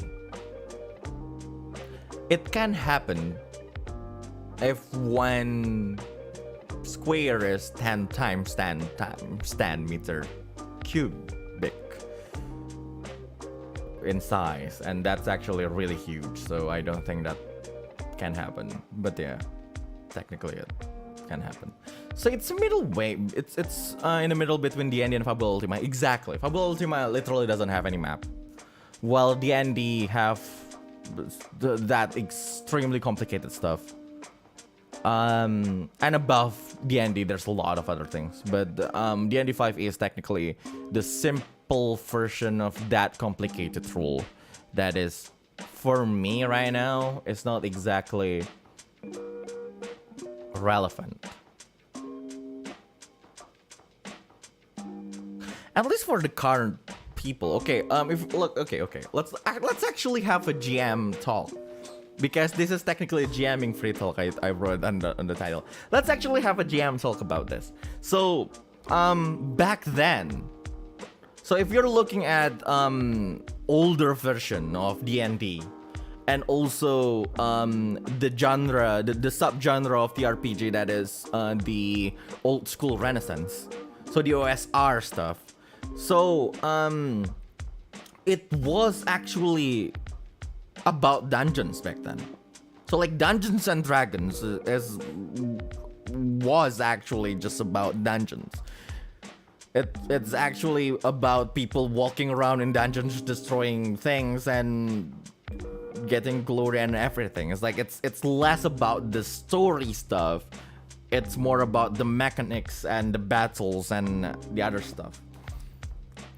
Back then it wasn't so detailed, but it's it still focuses on it focused on those types, those like part of like the thing, and then it gets more and more detailed, so on and so forth, until at some point it reached until at some point it reached this part where they think, we need to simplify everything back again and streamline everything again to skills and everything, and they decided to create a 5E. Because 4E was garbage.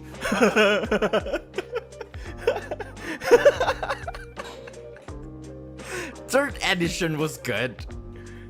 It also, created some one of the best system, that is Pathfinder. For 3.5, yeah, 3.5 was just full of math, while 5E basically was like, okay, so let's simplify all the math and everything, but still keep like all the tactics and all. And most of, I think most of Western TRPG stuff is created around that, like the number, those kind of things, and it became, I think what's the difference between something like D&D and like other and something like Kamigakari or Fabula Ultima was like, in D&D tried to simulate real world, while Kamigakari or Fabula Ultima basically just created an RPG, like an actual just game. It's like they actually understand that this is a game. This doesn't need to simulate the real world that closely. We do not exactly need to think about like how the physics works and everything.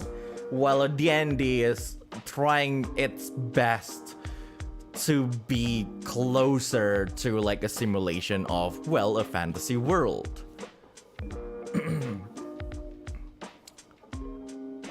So that happened. So 5E happened. At least that's how I see it. And then, well, before 5E happened, Critical Role happened. Wait, was it Critical Role first? I think it's 5E first. Because 5E was like, I forgot, like 5E is also already old. Dungeons and Dragons 5th edition was like, I think 5th edition of Dungeons and Dragons was like, dude, I forgot. It was 2014, I believe.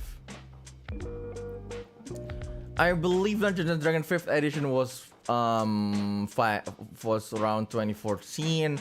Well, Critical Role started not that far after. Critical Role started around where is it? Critical Role started around 2015. There you go. What I believe Critical Role people, before it is even called Critical Role, so I believe when their party was still called Shits. So yes, at the, like that time when you realize that party was actually that kind of party. Like, I feel like the reason why they pick like so cool names and everything when they reach like, like as Critical Role is because it is broadcasted. Like, do you know that their party was called Shits before? So I believe they started before they broadcasted, before they stream it, they played for the 4th edition of D&D, and then they changed to the 5th when starting with the stream, I believe, but it's an acronym, exactly. And yeah, and since that, everything changes. I think it brought like, I think around like the TRPG community, it's like, D&D 5e is technically just the mainstream thing now. It's like you can still say that TRPG is niche, but like D&D is mainstream.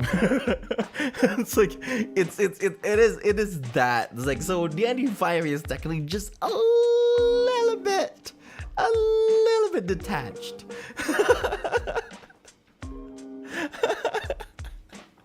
So, well, there you go. So like where? So looking at those, looking at the what is it? Looking at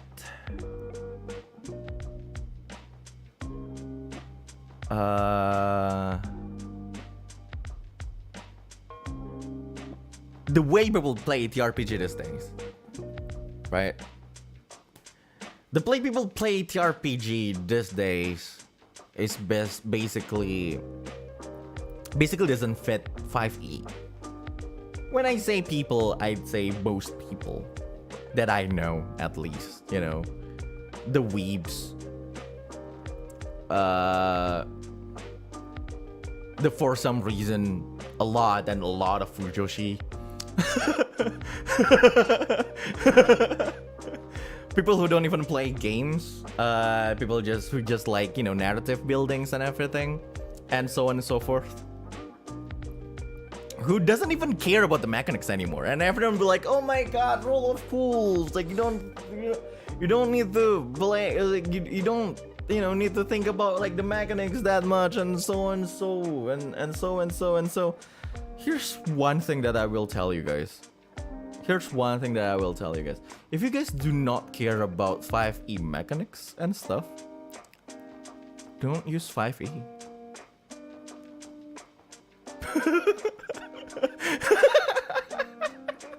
It's like, it is as simple as that. It's like, if you do not like the engine of Skyrim and prefer the engine of Minecraft, then just play Minecraft instead of Skyrim. And that's literally what I'm saying. It's like, you know, like most people's play style these days do not actually fit 5e. You know, people want to do like, oh my God, I want to do murder mystery, or like I want to do horror sessions and everything. So like, how do I change 5e into like a system that can fit horror session and all? It's like the answer will be just play Call of Cthulhu.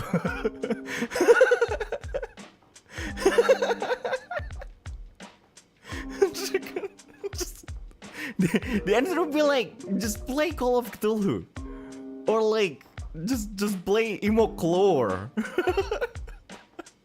Oh my God, I really want to do like anime, JRPG stuff. Like, how do I change 5 into that? It's like, just play Fabula Ultima, man. It's like, not gonna lie. What system was Going Home again? That's 5e. Because I fell into that hole too. You know, not gonna lie, I was DMing it like mostly 5e until that time. So I was like, yeah.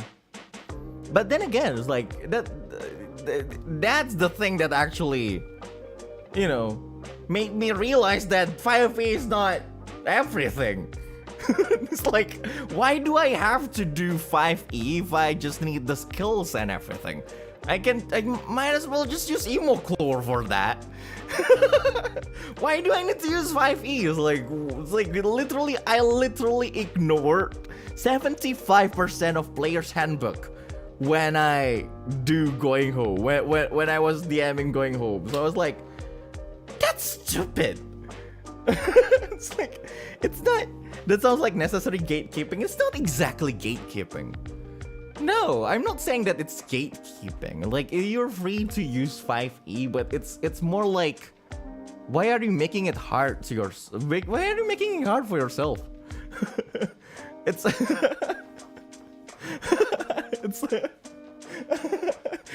it's not gatekeeping. It's like, feel free to use 5e, but feel free to play 5e. But why are you making it hard for yourself if you want some games that have anime stuff and other stuff? It's like, then just use other system that is a lot simpler, because not gonna lie, 5e is kind of complicated for a lot of people. Yeah, you mean we only need a subset of mechanics or rules? Yeah, exactly.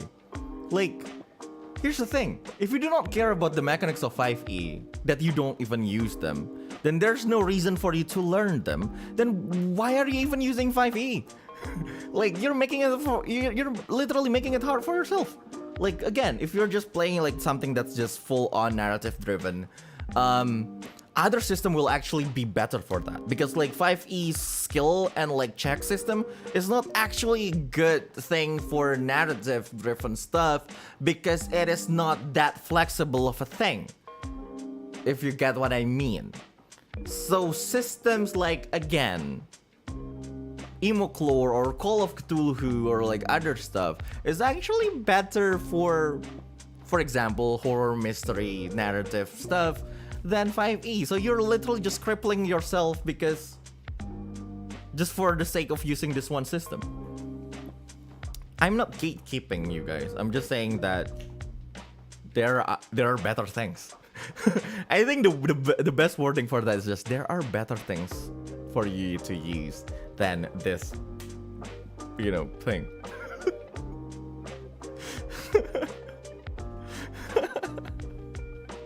It's like, compared to other things, like, because 5e is good at what it does, but outside of that, it's so bad. Sometimes gatekeeping is okay. Exactly. It's like, I don't think gatekeeping is that bad. Like, excessive gatekeeping is bad, but at some point, gatekeeping is, well, is inevitable at best. It's like, it's like,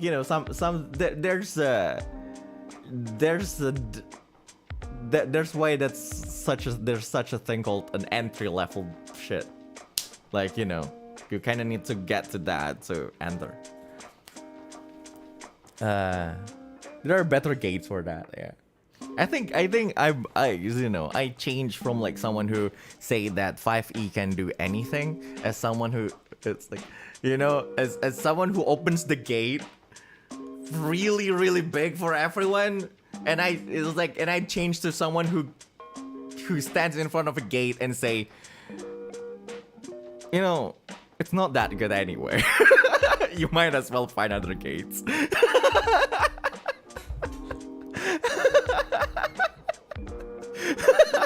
It's like, I will actually stand in front of the gate and do like a complete opposite of gatekeeping. It's like, yeah, feel free to go in, but that other gate is actually better.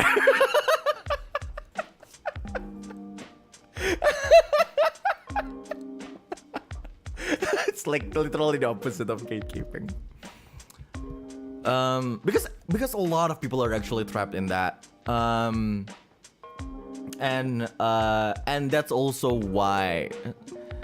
Oh god, if I need to talk about 5e, god, I hope I'm not going to get in trouble. It's like, I mean, it's fine. It's fine to criticize things that don't matter, like a game. What am I so afraid of? I don't know. Controversy? But here's the thing.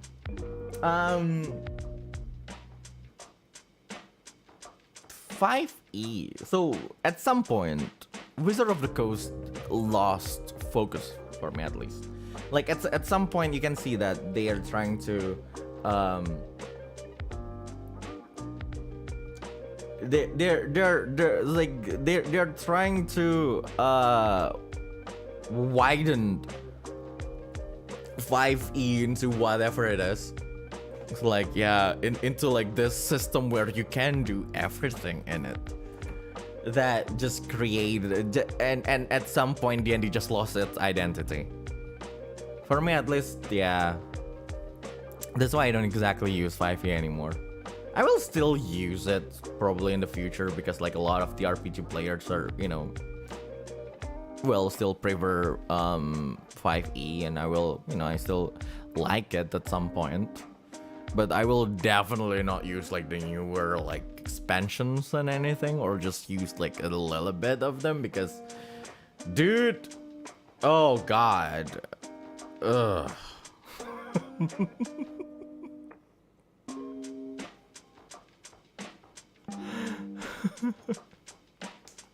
Phew, I thought he was about to talk about the licensing. Let's not talk about that.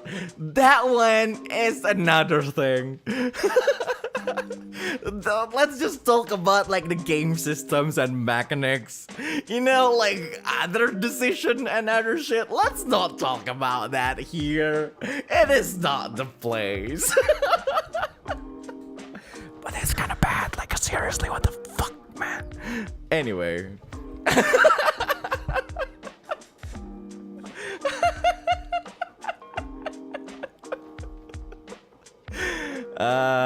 God. People. No, I'd say it's just money. You know, the one thing that ruins our world is money. Not gonna lie. Money ruins everything sometimes. Like, you know, we all need money, I know. Like, I'm an avid believer of money actually being able to buy happiness. Like, you can actually be happy if you have money. Like, you know, like, I do not think money can't buy happiness is a correct, you know, sentence. You know, you do need money to be happy. But sometimes it is the root of all evil. Like most of the time, it is the root of all evil. Not gonna lie. Not gonna lie.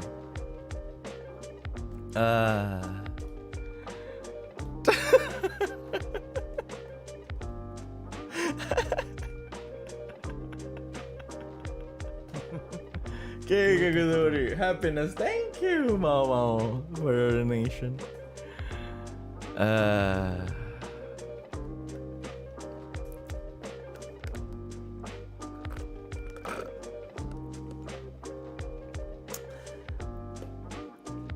I think the one of the you know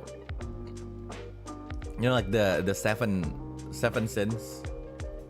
Yeah, greed is like destructive, not gonna lie. So destructive. Having money is awesome, but the ability to dream to constantly increase money forever is the root of all evil. For real. I guess so. But I don't know. I think, yeah. You know, like sometimes when I see like people who are that rich, it's like sometimes I will actually ask myself, like, why do they need that much money? It's like, what else do you want to buy?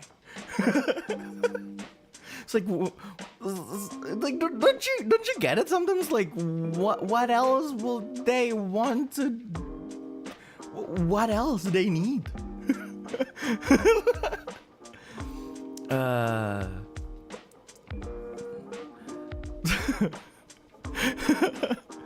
But some people will actually say, yeah, well, the reason why you're not part of the 1% Reza is that you cannot see what what they need and all, what they want. It's like, okay, sure. I don't exactly want to be part of the 1%. I do like money. Not that much.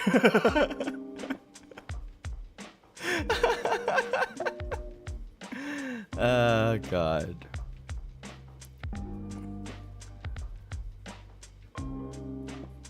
I think it's because yeah, well, it's hard to talk about that. But yeah, the ND5E again, if you want to, well, I'd say the ND5E is a good introductory course for people who want to join. Like, evil, thank you for a nation. Yeah, I'm evil. The root of evil. Thank you for a nation. I will be evil. You know, I will be greedy, guys. Send money. I need to buy you know, for my future house. for a plot in the cemetery. But yeah, going back to TRPG. So 5E is actually a good introductory system for if you for people who want to play TRPG and all, but, and it's a big but,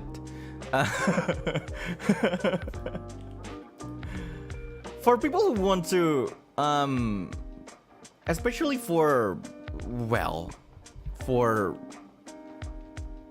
weebs, because let's face it, y'all are weebs. You watch VTubers. So I know when I talk about TRPG, I know what you're trying to find. You know, like the weeb story and everything. D&D is not exactly the best place for that. The best system for that. Well, it can still be like really weeb and all, but let's look at it this way. Other system can actually do narrative stuff better than 5e. That's it. And I believe because of the what is it? Because of the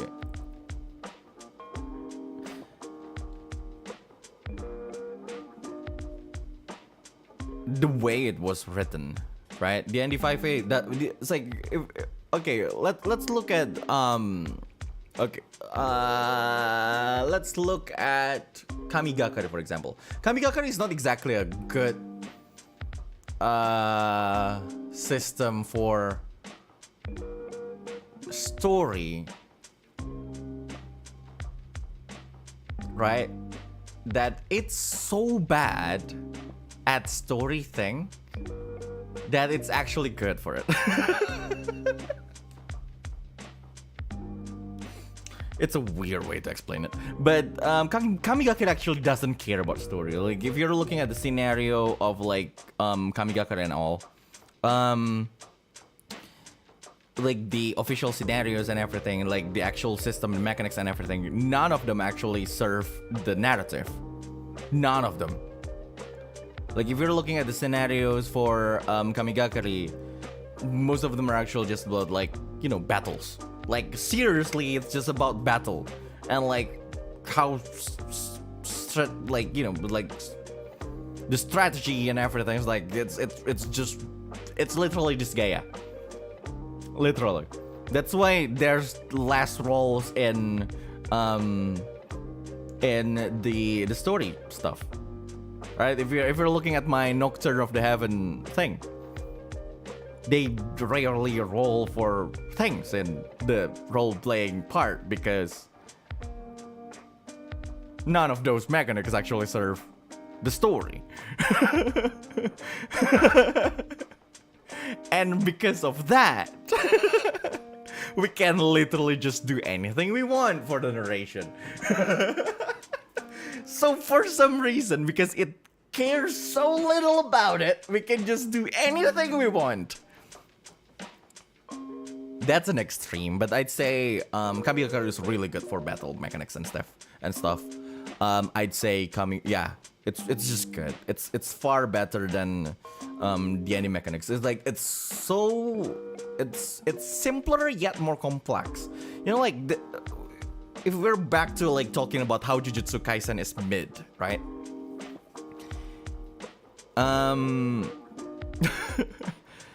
It's basically, again, why I say, like, you know, like the best thing about like making a magic system, like the best way to make a magic system is just to stop inventing things, because like you can just make like a few rules and actually find combos or of that rules, like ways to use that rule around and like go around it and actually create like really cool stuff from it, basically. And that's what happens in Kamigakari. Kamigakari doesn't have a lot of options, in a way.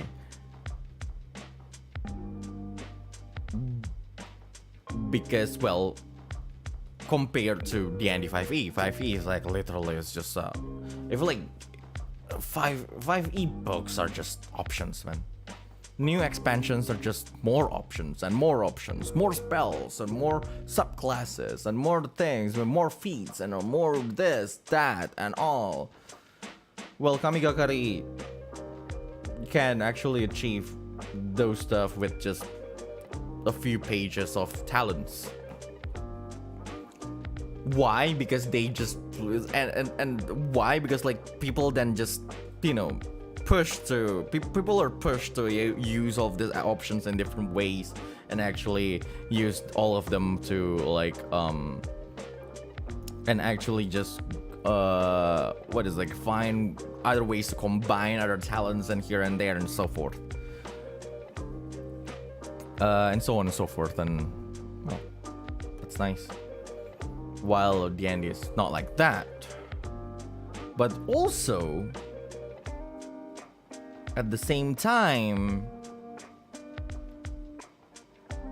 Kamigakari's talents and everything all still plays around the core rules.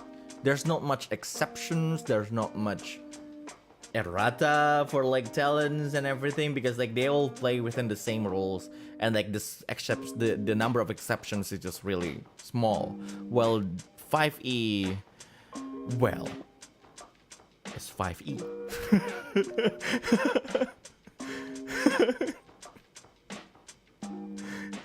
I feel like at this point, if there's that many exceptions for a rule of like a spell, I don't think you need to make it as a spell.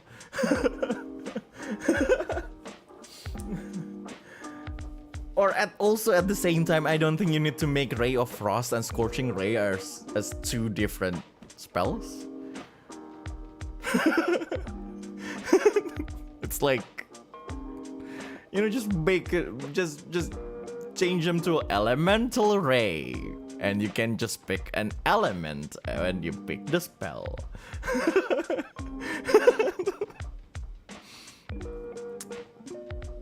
If we're talking about that again, then the more extreme example of that are the OSRs and, well, at this point, Fabula Ultima 2. Fabula Ultima actually have just really small number of options, but like all those options can just be,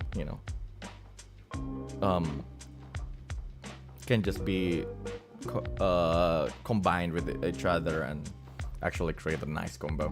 Not gonna lie, that's good.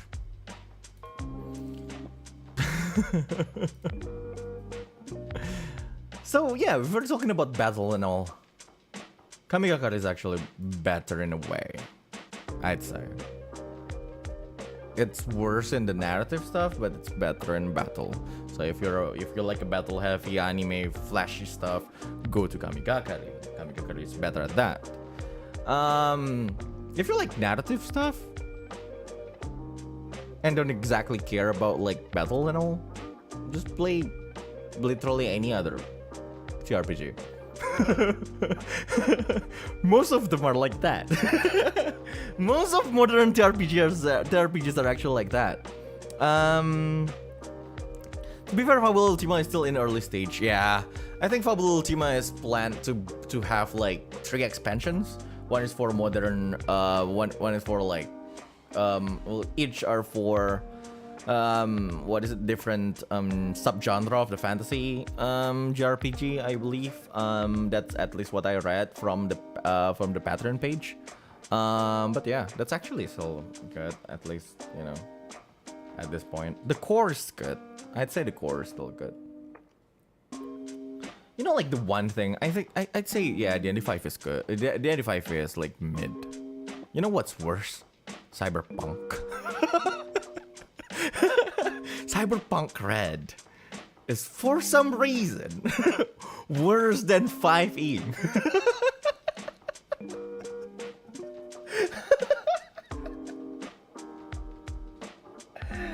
I was like, oh fuck, that's stupid.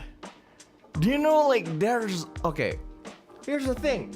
Cyberpunk Red have 2 different have a lot. It's like, so we have like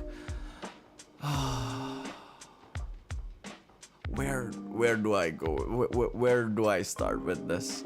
So Cyberpunk Red has like, of course, have a battle encounter.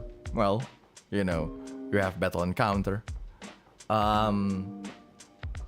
So combat and stuff have their own, well, rules and everything. but also at the same time, I even forgot like the term for that, like the hackers, hackers in Cyberpunk. What are they called? Hackers in Cyberpunk. What are they called? Netrunners. Net running C. You have another set of rules. What the fuck? Seriously. Like they have like other like, oh yeah, here's what happens in a combat thing. Here's what happened in a net running encounter.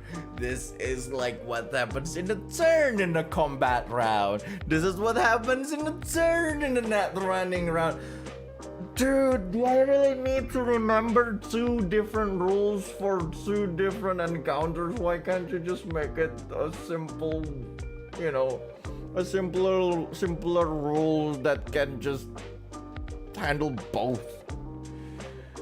Oh God, Cyberpunk Red, seriously.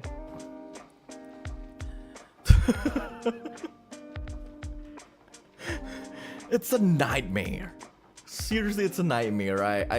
God, I feel like, God, I was planning for a one shot for my friends. I'm planning to do like a one shot for my friends because like they got like captured by the cyberpunk world because of cyberpunk.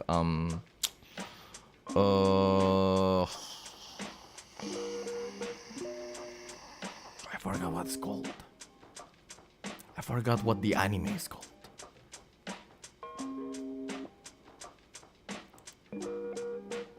Edge Runners, exactly. Yeah. Because of Cyberpunk Edge Runners, they were like, oh my god, this is actually cool and all. It's like, oh yeah. It's like, and of course, players will look at classes first and the backstory and like how cool it is. And that's nice, that's good. But as the GM, I'll be like, oh god, this system is a nightmare to learn. I'm sure it's fun. It's like, I sure that there's no doubt in my mind, there's no doubt in my heart that the game will be fun. But learning it is a freaking nightmare. I have no doubt in my mind that it will be fun. There's no reason for me to believe otherwise. It is going to be fun, definitely. But oh my lord. Yeah, Cyberpunk Red. Can't recall if Shadowrun was any better or worse about that. Oh god, I haven't even read Shadowrun.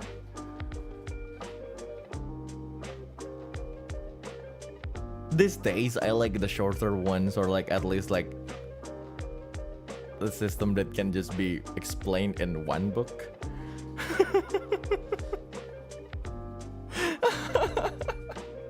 How to simplify that nightmare system into less than 30 minutes of explaining stuff.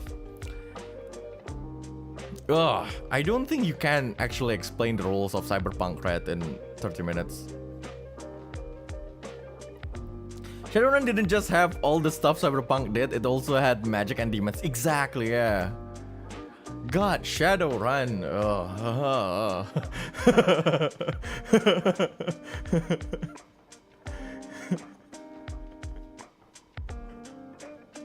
Time for my regular Fate Bugger. Hey! Yeah, guys, yeah, go play. Go, yeah.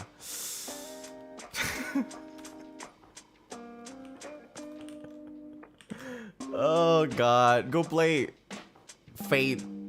The system, of course, not Fate Stay Night.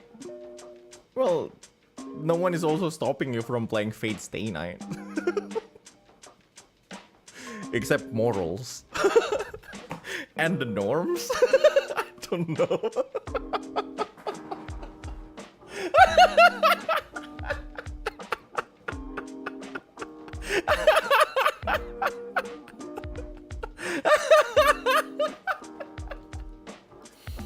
Oh lord. So Fate is a genre. I think Fate is like one would say that Fate is what's the term for that? A genre. Is it no. Setting agnostic. Setting agnostic. Yes. So there's no setting for Fate. So Fate works for any setting, basically. That's why that's why it technically can just work with anything.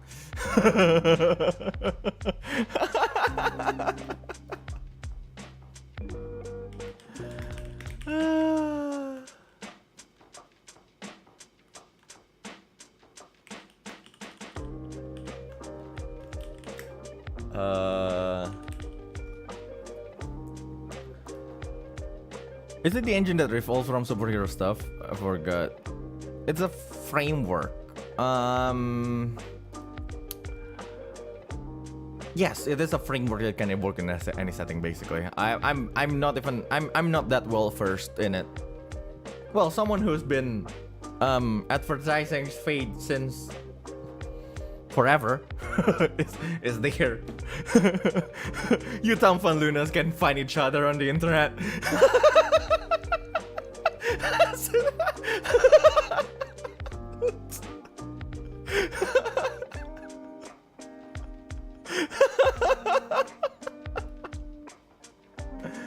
Oh god. That's Fate.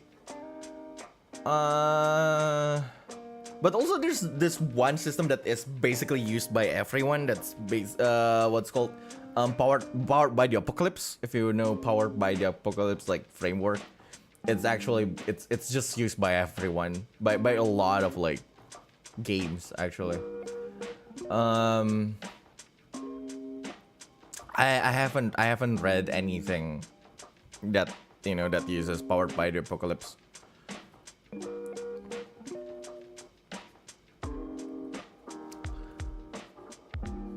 Or you guys can just play stupid stuff that is just one-page RPG, like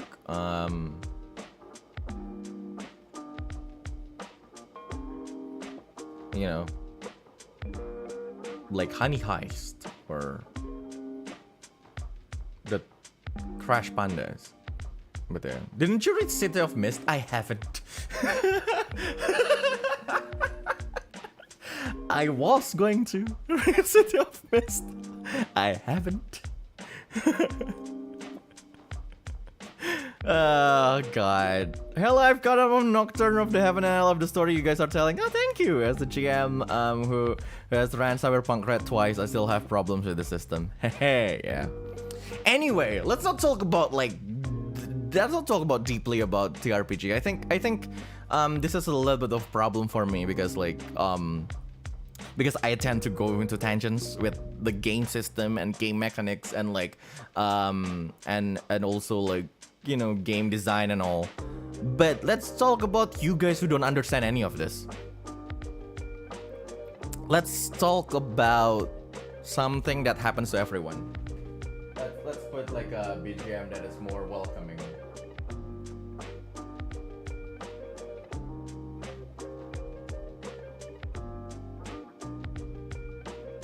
Let's talk about the one thing that happens to all of you, I'm sure, who haven't played TRPG even though you watch Nocturne of the Heaven.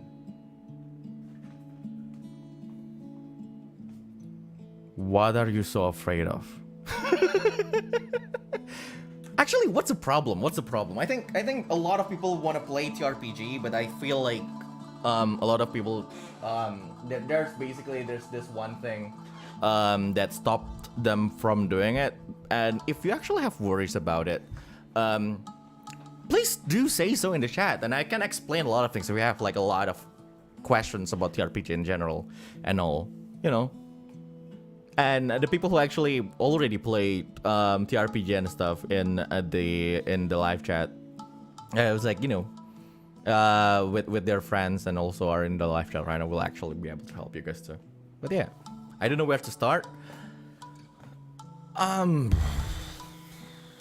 haven't played any TRPG because I don't have friends.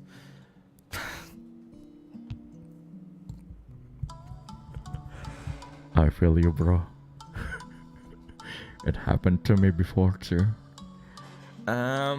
Social anxiety that holds you back from joining the community to play with stranger. Yeah, it is a little bit. You kind of need to go out, like in a way. There's no way for you to do it without going out from the comfort zone. If you do not have friends, and I know some people actually do not have friends. I had no friends, so yeah, I understand that.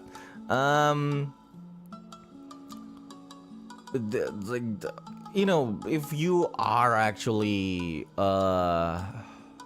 interested in it and everything, I'd say there's a lot of community that will just welcome you.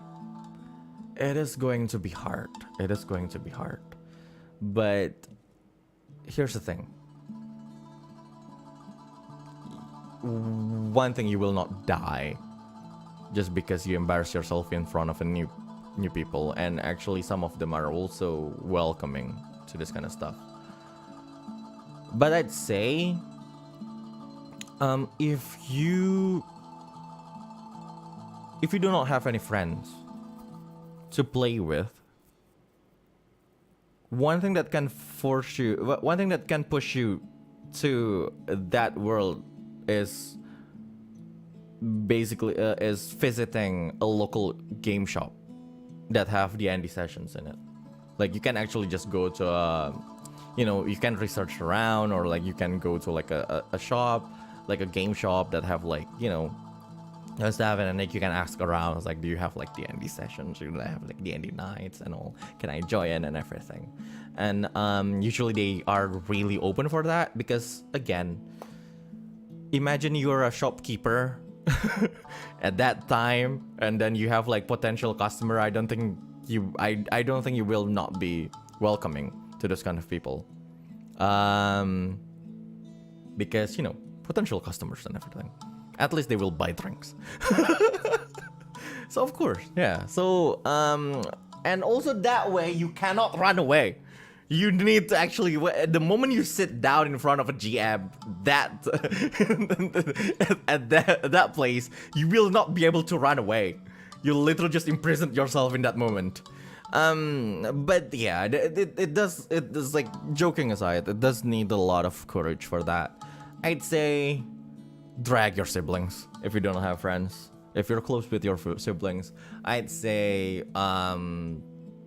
if you do not at all have any friends for that, then there's no other way but to push yourself a little bit out of your comfort zone. But let me tell you one thing, is that there is literally nothing to be afraid of. If that's, it's like that, you will be sitting around a table with a bunch of nerds who act out fighting dragons, right? They are embarrassing themselves. That's the point of playing TRPG. Playing a TRPG in itself is like, hey, this is a place where you don't need to be afraid of embarrassing yourself, because we all do.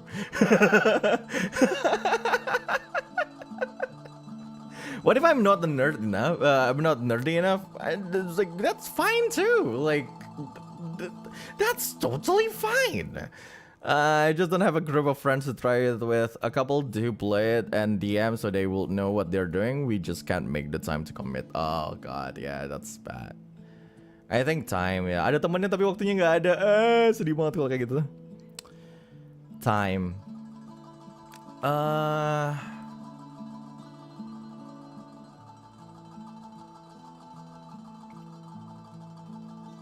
Cringe is the point. Cringe is the point. Yeah. This is a place where you can just cringe without feeling guilty about it. Also, okay, about time. I think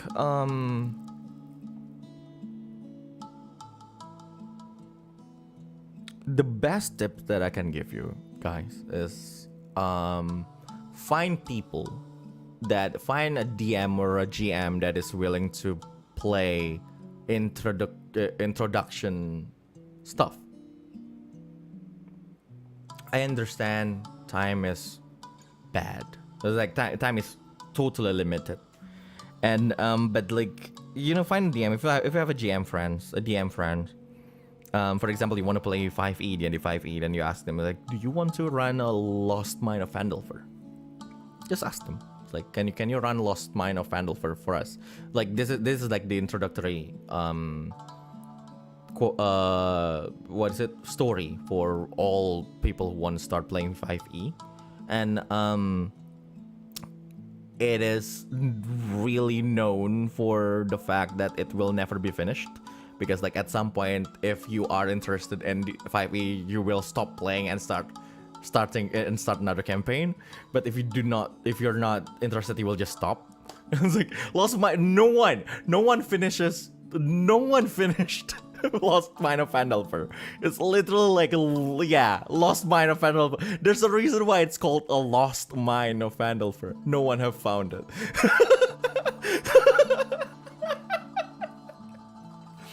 Oh god. But yeah, joking aside, so introductory scenario, for example, in Kamigakari has an intro scenario that is not that good anyway. But why do I recommend this stuff? The reason is sample character sheet. So sample characters is literally sample character sheet is literally something that every GM have, definitely. Like if they don't have Lost Mine of Phandelver, if they don't, it's like if a 5e DM doesn't have the willingness to run the Lost Mine of Phandelver, they definitely have another introductory quest, like introductory like campaign or session or one shot, and they will definitely have a few sample characters and stuff around it that they can just give out for you to play. And that's how you do it if you don't have time. I think starting it is it's like, you know, the moment you start, the moment you have that time to start, and then the moment you got hooked on the RPG itself, you will, well, if you're interested in it, you will slowly find, you know, actually actively find time for that. That's fine. That's fine. Like not being able to, not being able to invest a lot of time for something that you're just starting out is totally normal. So, you know, sample adventures exist for that very reason. I don't think there's any TRPG system that don't have it. Kamigakari has it, Fabula Ultima has it, Cyberpunk Red has it, and so on, and so on, and so on. Yeah. What else? How to get good at acting, though? Do you know what? You know, someone who's actually really scared of not being able to roleplay? Takarajiman.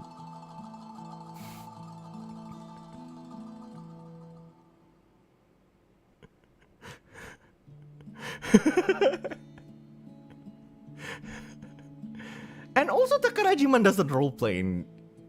Doesn't exactly roleplay that much, does he?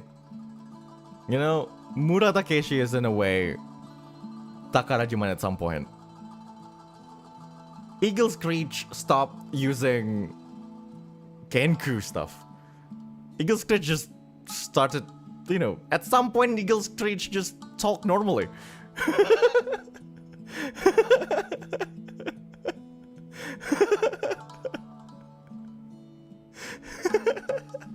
The teacher dude, the teacher dude that he played in the one shot is basically him.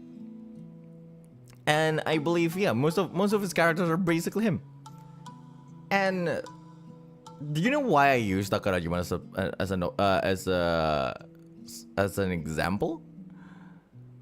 Because, okay, I'm not comparing people's role-playing ability. I hope Taka is not listening to this, but compared to someone like Zaya or Nara, you get what I'm going with, right? Like the difference in role playing. I don't want to say it's skill, but yeah, when role playing skill and acting and everything are different. It's different playstyle, but having that sentence, having that statement in mind. Now look at everything again from the point of view of a viewer.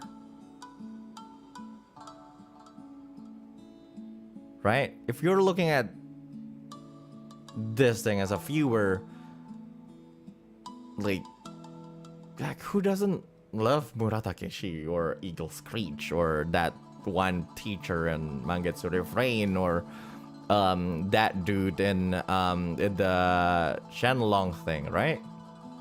So yeah, he doesn't exactly roleplay, but he roleplays as himself, and that still works too, right? So yeah, and also, no one is trying to win an Oscar. I roleplay a lot of characters because I like roleplaying it. I like roleplaying them. Zaya likes to roleplay Kurako that way because, well, she enjoys doing it. If you don't feel like the acting matters that much, or like you don't want to do it that much, or you can't do it that much, then there's nothing wrong with it. So it's like there's a lot of other elements in the RPG that you can just, play around with. Just have fun. It's it's not exactly a Martin Scorsese movie.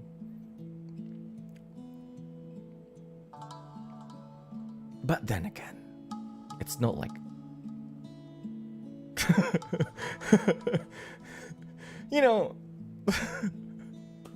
as long as you can act like Adam Sandler. That's not the high bar to, that's not the high. That's not that high of a standard.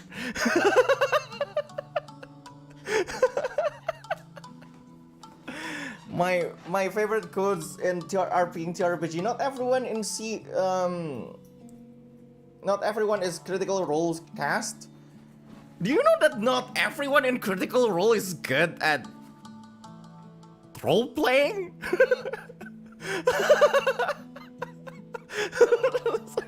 Not even everyone in Critical Role is good at role playing. Not gonna lie. I mean, like, they're voice actors.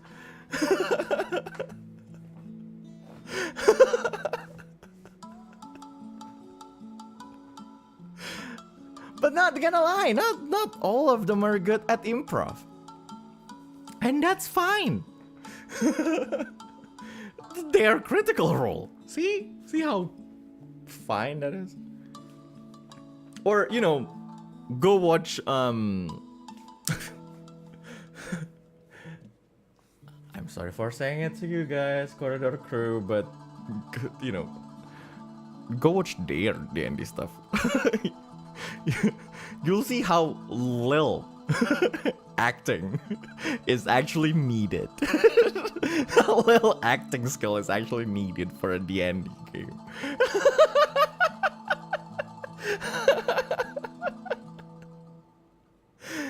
Oh god, it's fine not being able to act, not being able to roleplay.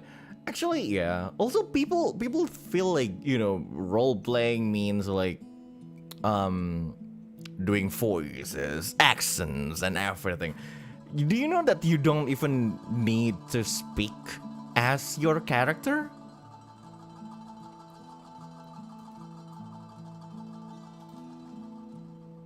You don't even need to refer to your character as yourselves. Like you don't even need to say, I go there and pick up the thing. You can just say, well, for example, your character's name is Muratakeshi, and you can just say Muratakeshi goes there and pick up the thing, or Muratakeshi says this, without any real, thing. Just be like, just like that FPR anime battle thing. Something like that. It's like role playing is like there's no obligation to voice to act. There's no real obligation to do voices or accents or anything. Look at me, I'm so bad at accents.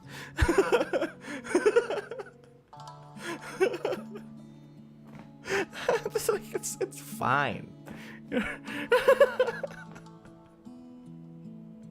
Oh god. Yeah, it's yeah. I get it. I get it that it's kind of, scary, but I'd say it's an unnecessary expectation to other people and to yourself. Not gonna lie.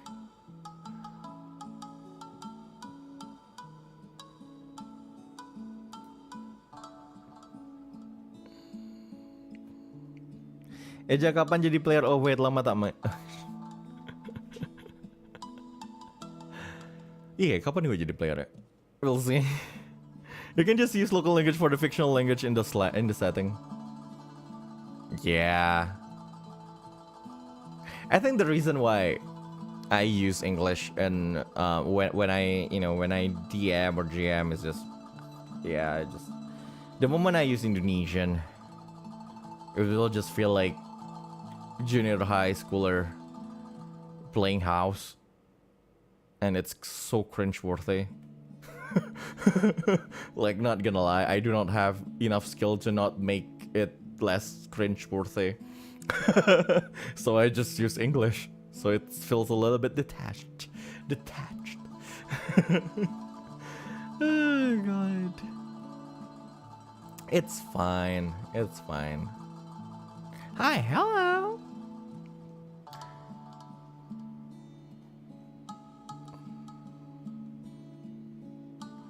What else? Okay, let's scroll up. The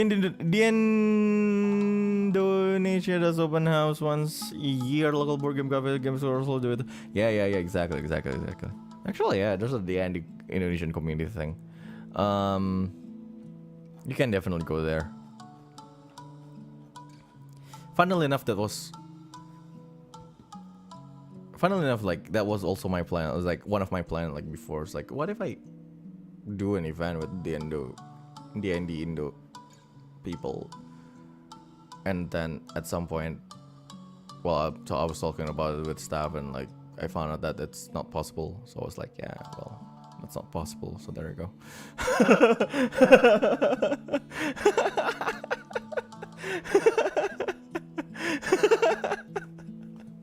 It's like, yeah, well, there's a lot of things that I can't do as a lifer, but yeah.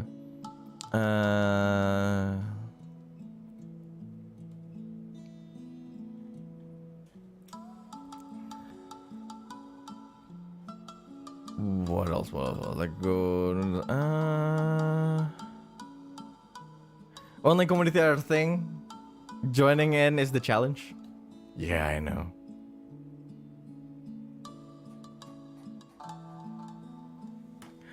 Nang kezanin, Diana.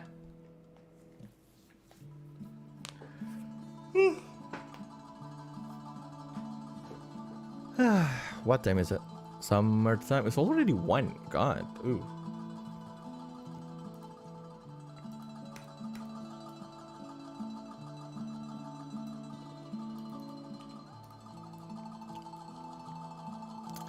How's the writing?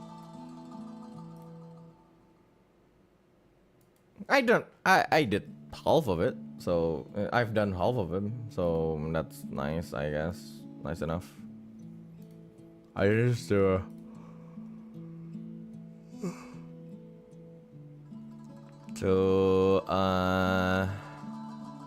know what I need to do on episode 8, because, well, Dude, it's episode 8.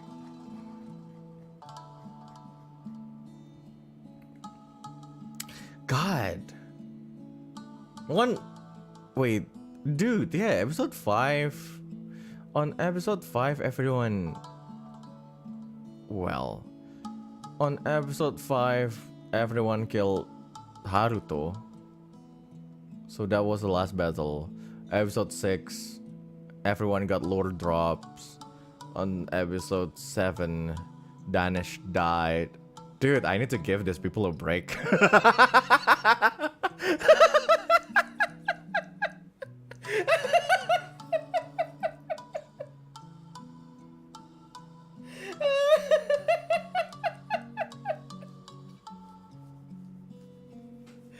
Oh, God. 6 was the break. Episode 7 was a break in a way. Not in that way. God. It broke out hearts.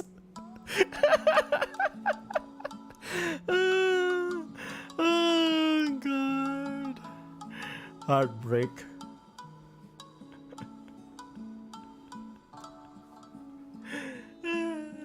Lord, why do you guys like Dana so much? Dana just shows up like for like a few episodes, like the first one, I think. The first and the third one. No, the second and the third one. And then he went missing, and then he showed up on episode 6 and 7.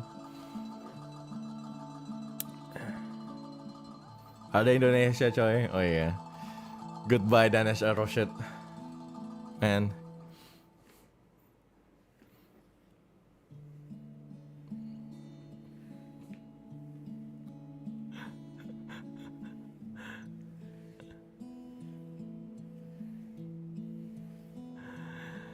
Anyway.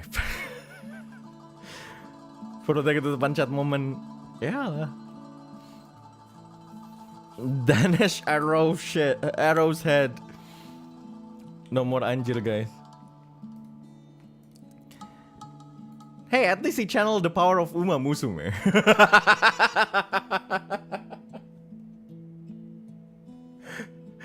And that speaks volume. Channeling the power of Uma Musume. He gave other people haste for some reason. What the fuck, man? How can that happen? But in any way, I think I need to leave right now. I'll see you guys tomorrow. Maybe. If I have the time. Dude! Ramadan is starting in like 2 days. I was like, right? Isn't it?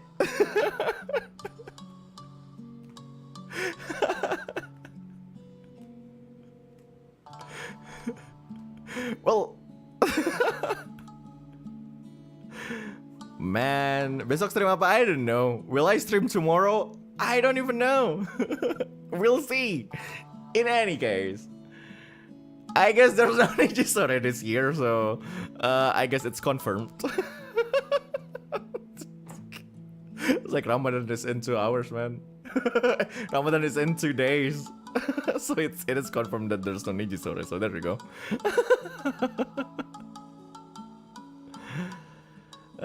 God. Besok stream apa? Besok stream ini ya. Besok stream sidang isbat.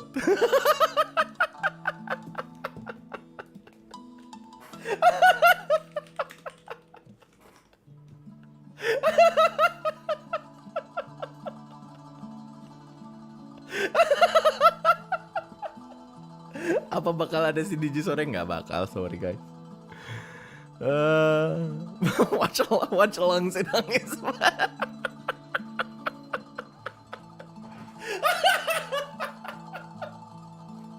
Ngaco lu pada. Aduh, ngaco. Moon sighting stream to the Ramadan start day. Yeah, moon sighting stream. Wait. My name is Avan Luna. Your schedule has been missing since a long time ago. I'm sorry about that, okay? Hey, at least I remembered to put up, you know, waiting room for Nocturne days before. There you go, we have a reason.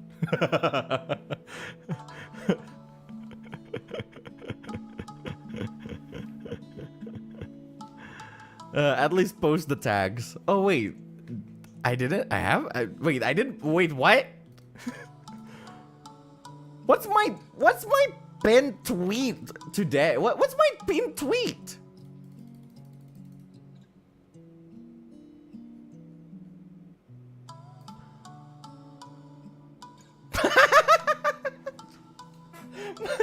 My pinned tweet is "Let's get it started." What the fuck? Why did I haven't changed that one. It's so funny. Fine, I'll change it to hashtags. Oh wait, I think I have the thing. Oh god. Oh, wait, Reza Van Luna. Reference.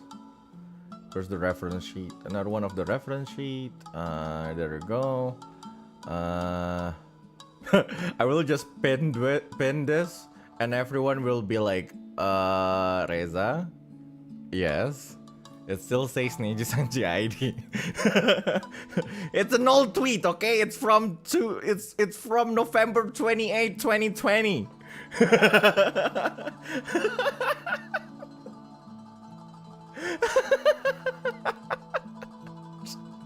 I'm too lazy to make a new one, okay? There's also my motto there, so there you go. That's fine. God.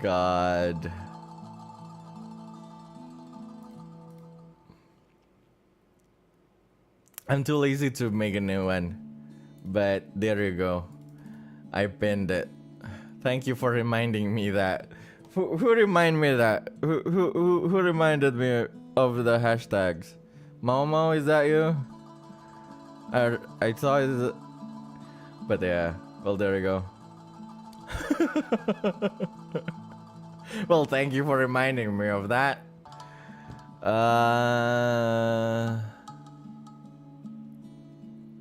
Anyway, this is where I need to go. Thank you everyone for coming.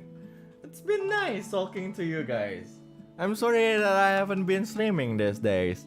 I was going to say that I'm tired, but then again, I guess I am.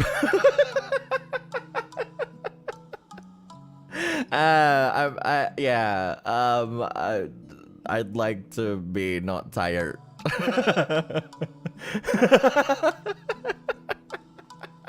So, I hope I can stream more in the future. We'll see. Anyway, don't forget Nocturne of the Heaven is this week. So there you go.